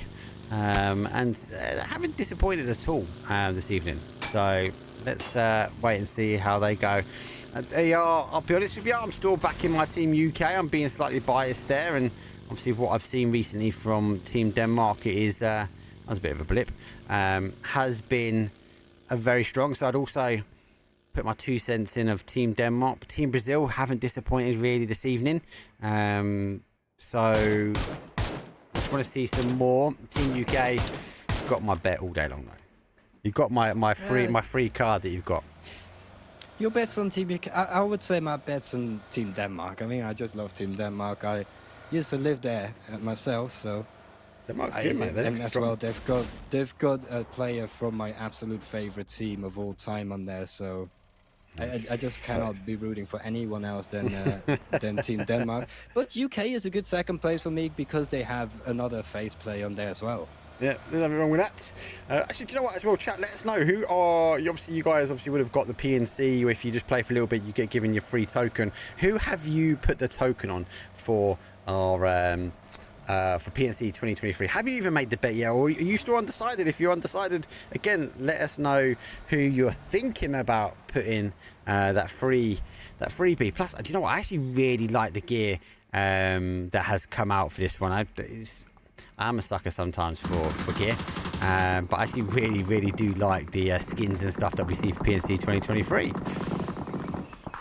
Yeah, the skins in PUBG really, I really like them. I feel like it's taken a while. It's taken a while for them to get good skins, right? Yeah. In the beginning, I remember you had the Shroud skins and stuff. They were good looking, but they weren't good, you know? They weren't like S tier. Nowadays, you have like so many skins. I came back to this game like a year ago or so, and I saw some of the skins they put in, and I thought that this game had just transitioned to one of those Chinese mobile games where you have those crazy over-the-top skins. But those crazy over-the-top skins are the best skins, though. I love them. I must admit, I do like them as well, because I'm also sharing the rotation with 4 farmers. I think both are committing to this area. They have no idea, though. DJR's already here. Cargo's flying over the top of DJR. I always get not just 1, but 2, as they're going to try and continue to play forward, though. Exalt going to try and get involved in this one as well, as it's just a bloodbath. Everyone comes to the swamp, and this is a horrible zone. Yeah, the server has exploded and we're seeing everyone fight against each other. DJR still left with 4 people. One of them is knocked down on the ground, so they should be able to get that res coming in anytime soon. Couple knocks coming through, over those exalts.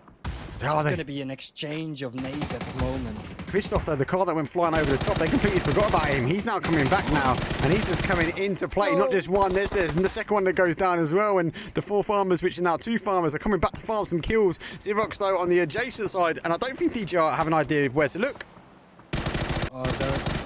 He just turns around, spots the player down to 1 HP. Christopher now should be able to finish that off. Yes, he will. DJR is the first team out in this bloodbath. But I think 4 farmers might be up for more. I feel like they should be able to take down this Exalt team, depending on how much information they have on towards them.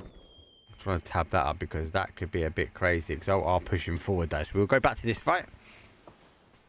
But we'll have to wait and see. The push, though, the stopping of gunfires, the smoke's drawing the attention, and the denial of information now. Look at that. 2 versus 2. How did they drop the ball in the car that went over their head?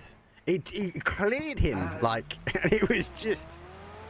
I feel like they might have thought that car went on, or that it drove away, or that they perhaps got knocked down already because it was quiet, or their back was quiet for such a long time.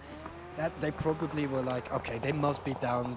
They must be like, they must have gotten out of here. They were probably guessing that was going to happen. And it's just an unfortunate guess that happened, that came through from him. Now, Ironic here, trying to fight for his life, fight for his team. As he's in a compound that has just been overtaken completely by Ace. 5 HP left standing to his name. And there's just no hope left as Aces will pick that one up basically for free. Sui is the 16th team to go down. Or the second team to go down, I'm sorry. The 16th team, still right. Still right. Yeah. Doesn't matter which way you say, it's still a 16th team. Entropic though, hang on, looking right behind. Sad Smart, there goes one. Nearly going for the second though, having to spray across those. Mixie though, having to dodge back dive. Zookeeper, as his auto count name is. And I have put Entropics up there, so you can hit Entropic or EIQ, and that will give you, obviously, Zookeeper. Let them know that it is.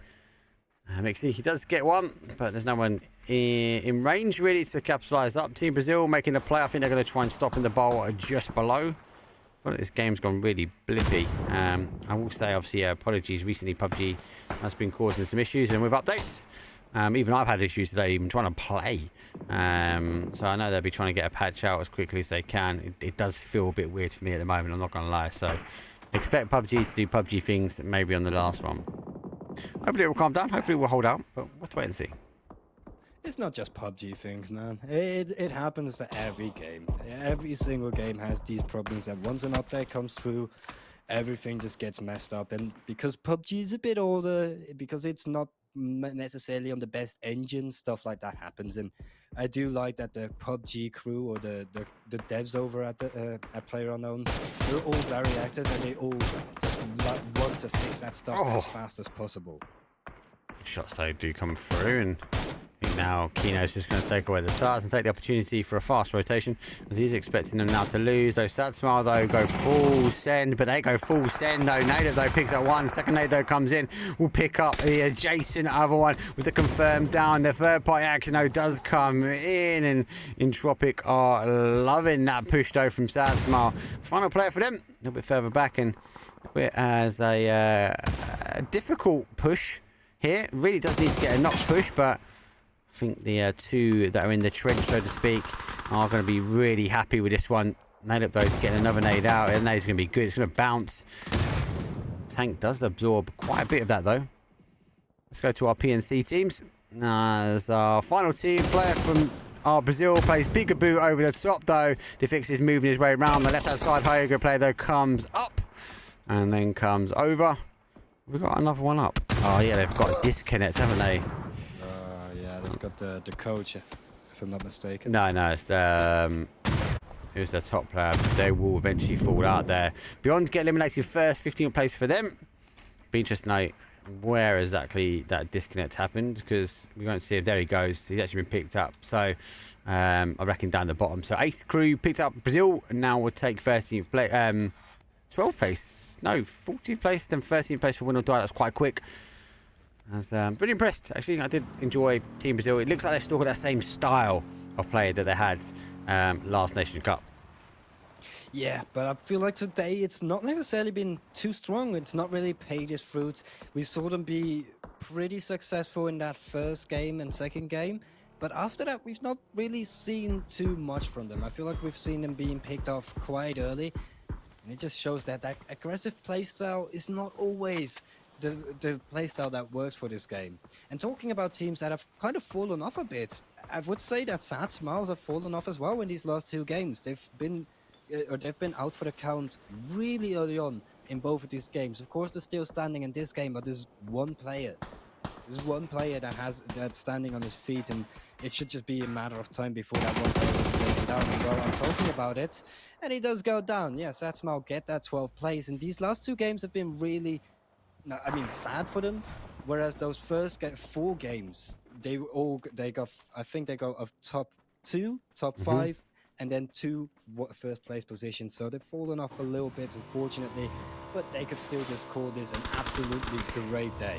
Yeah, well, they're still sitting on 5 games top of the leaderboard, but yeah, that gap has been stolen away from them. As obviously Win or Die did push themselves back up, and obviously we did see DJR also trying to close the gap down. But you can have a good look at the leaderboard yourself. Exclamation mark twire, leaderboard bracket. Either one of the commands will bring up a link towards twire.gg, who do support us with all of our scores on the doors, facts and stats, and they do the fantasy stuff. And hopefully you guys be getting ready for your fantasy for PNC. Tropic. Yeah, I'm going to take the opportunity now after taking the final player of Satsmal to rotate down, but that car is about to go. I think they've done enough just to get in, as they will spin out and that car will blow. It does do some damage, but not enough really. How do you survive that? Yeah. How does that... In real life, your legs would have been blown off. Good luck. You know, it is milliseconds of making the right decision. Gushvido does try to move across though. Adam is using the smoke wall, just put his back though. Farmers go down themselves and the teams now descend down. 10 teams remain. Phase number 5 is about to expose itself here. And Adam pushing his way around to the outside. I put a clip up on YouTube about Adam yesterday actually. And it was in Tropic. Insane shots. He just tucks both of them in and he like literally takes a knee. Car whizzing past him. He tabs one, repositions his gun, tabs the other one. I'm like, yeah, GG's. That's going straight on YouTube, mate. I saw it on your Twitter. It was an absolutely amazing clip. Well, we're going to have to see an even more amazing clip if he does run this full AA squad wipe. Nate, just a little bit short. Cinnamon is just going to be surviving, getting himself out of there, perhaps regrouping with the rest of his team.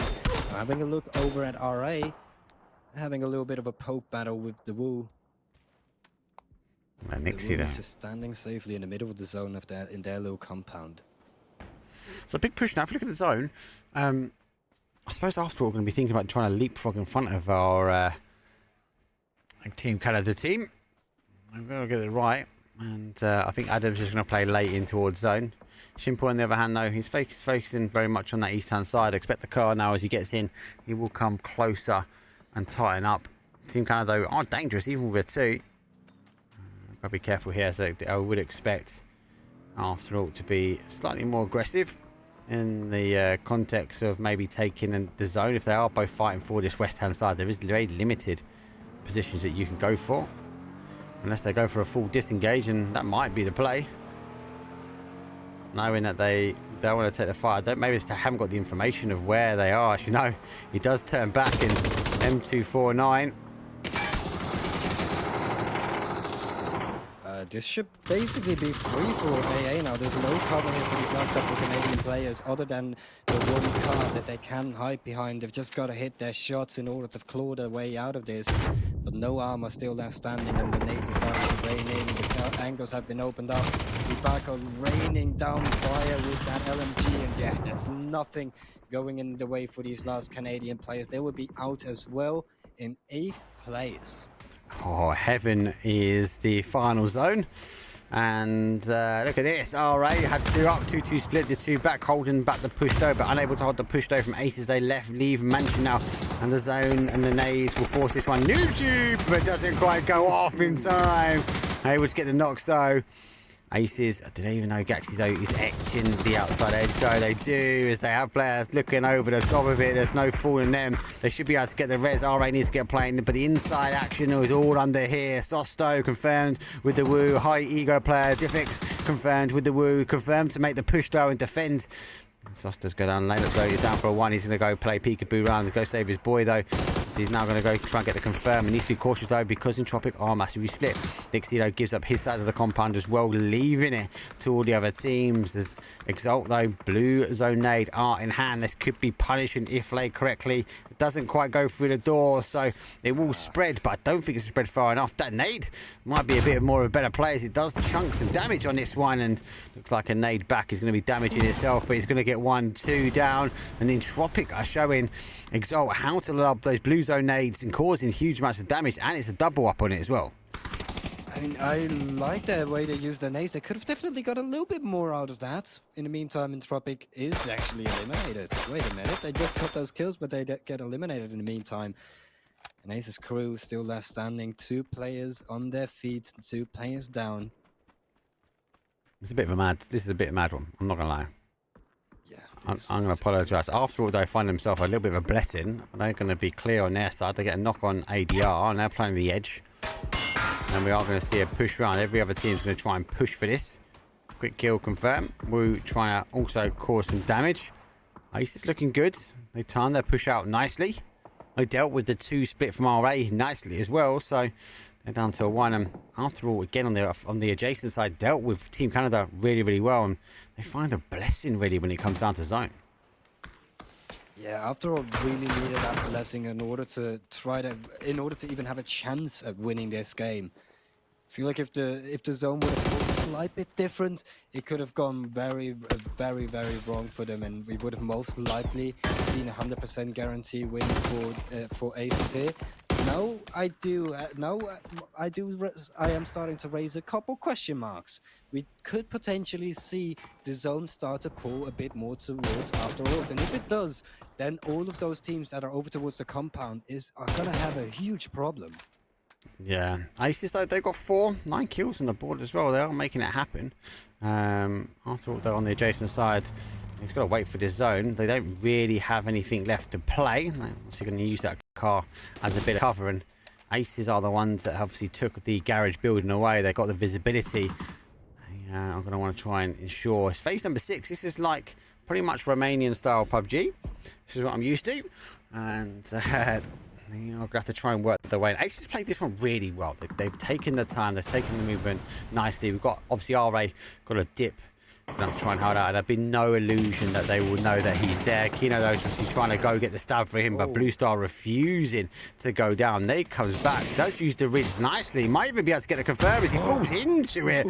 They've got to be quick on this one. They are quick, and they're able to get his boy up. 10 kills on the board for them. And now, after all, making the push forward, though, Nixie holding the outside edge. After all, though, nade. Oh, he gets one. Oh, nearly. The nade not causing the splash damage here. Divix, though, making the push. High ego player making a high ego play, and he does get the knock and able to get the res where he can. And after all, though, final player for them. He's got the M249, but he's a bit too far away and unable to close that gap, and unfortunately loses the zone. Yeah, this game has got Ace's name written all over it. They've still got 4 players left. The zone just pulled towards them. It seems like it should be over for Hibako as well, because once he has to start to move, he will be moving in towards that open area, and you can already see it. A lot of damage has been fired upon him. Kill will be finished up, and now it's just that 1 versus 1 between the Wu and Ace. Wu, 2 players left standing. Ace got 4. And they've still got the compound to work with. I feel like Wu most likely will try to extend a little bit more time. Hope for them that the zone is going to pull towards them, that they could perhaps try to take them down. Oh, no, actually, no, the zone isn't even going to pull anymore. Yeah, it's just going to close down. No, we got the one, but it's going to close down. But for me, Aces need to move around. They need to understand that they are going to try and push around the side of the compound. Looks like Kino, though, making that understanding now. He's making the push. Jam, though, on the other hand, he is holding the angle, trying to stop the play back. That's a good knock, though. Great move. Nixie being the last player left alive. 10 kills for the Wu. Should be game. It's a 4-on-1. Still wait and see. Though they are making a push forward, though. Trying to take the shots to the player further back, but it's a winner chicken dinner. Game number 6, though, is going to go towards Ace's crew. 23-point game. Again, hyper kill, but it's a nice winner chicken dinner on the board for them. Well played by Ace's crew. They're fighting off all of those teams that were trying to get in towards the compound. They, of course, managed to get a lot of kills off the back of that. And today, in general, I would say that they've been quite a decent team in terms of getting kills, in terms of getting themselves on the leaderboard. And finally, they were able to pull all of it together, pull all of the knowledge that they gained over the last couple games together in order to get themselves a win, and a high kill win at that. Yeah, that high kill win, that 23-point game. It will. They were 11th coming into this, so that will push them quite far up. Sad Smile, though, let's summarise up the last 6 games. Sad Smile, despite obviously losing the ball in those last 2 games, I think generally really good game. It seems like every time I see them in the scrim, when I first saw them, when I weren't really the team to watch, I couldn't quite get things together. They great, outstanding pocket plays, but this just seemed to gel in together now as a team. So it's looking really good. For me, win or die the same. Yeah, I know we've not seen the performance for them, and actually, you know, I summarised the Wu up with this as well.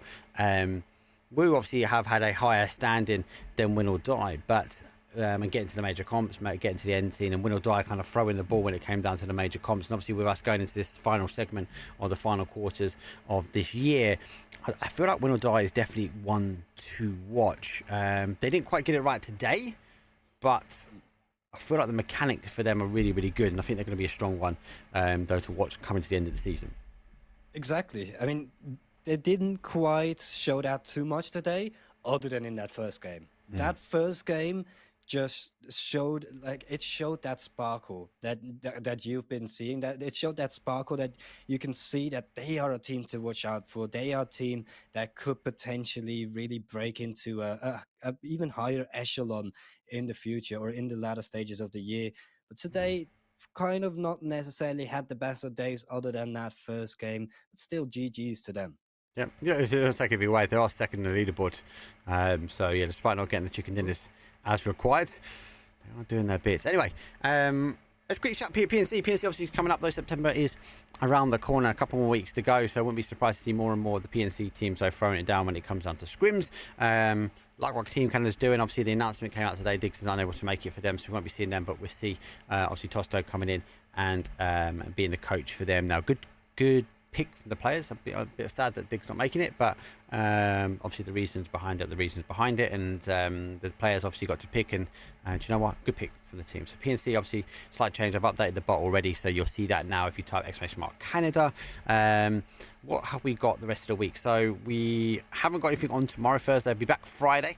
We'll be casting. So obviously we seem to be getting a 1 or 2 PNC teams though in. Friday's obviously the random mix. Might see back Team India. As it is a late scrim for them. I'll be honest, it's like an 11 p.m. kickoff for them, so it's like me doing NA scrim, so I can't moan too much because they actually got full focus on that. Actually, it was good to see and watch. Again, I've got some more clips for them coming out. Got some clips from Team UK yesterday, showing obviously what Honey Badger can really bring, and he does really bring a different dynamic to the game than Michael. Much love for Michael, love Michael, but Honey Badger is very aggressive. He's that player that kind of will go off and try and create an angle. We saw that very much yesterday. Anyway, that's it from me and TW today. Thank you very much, TW, obviously, for jumping in. Obviously, be pleasured, and always, you're always welcome to come and join us at any given time. We will go out on a raid someone. As I said, break tomorrow. Gives me the opportunity to try and figure out why YouTube's going a bit scuffy with the sounds. But I will upload this video now to YouTube, to !YT or !YouTube. We'll get a link to the channel, and you'll be able to go back and watch this there. But that's it. I'll see everyone Friday. And yeah, much love. Peace. Peace.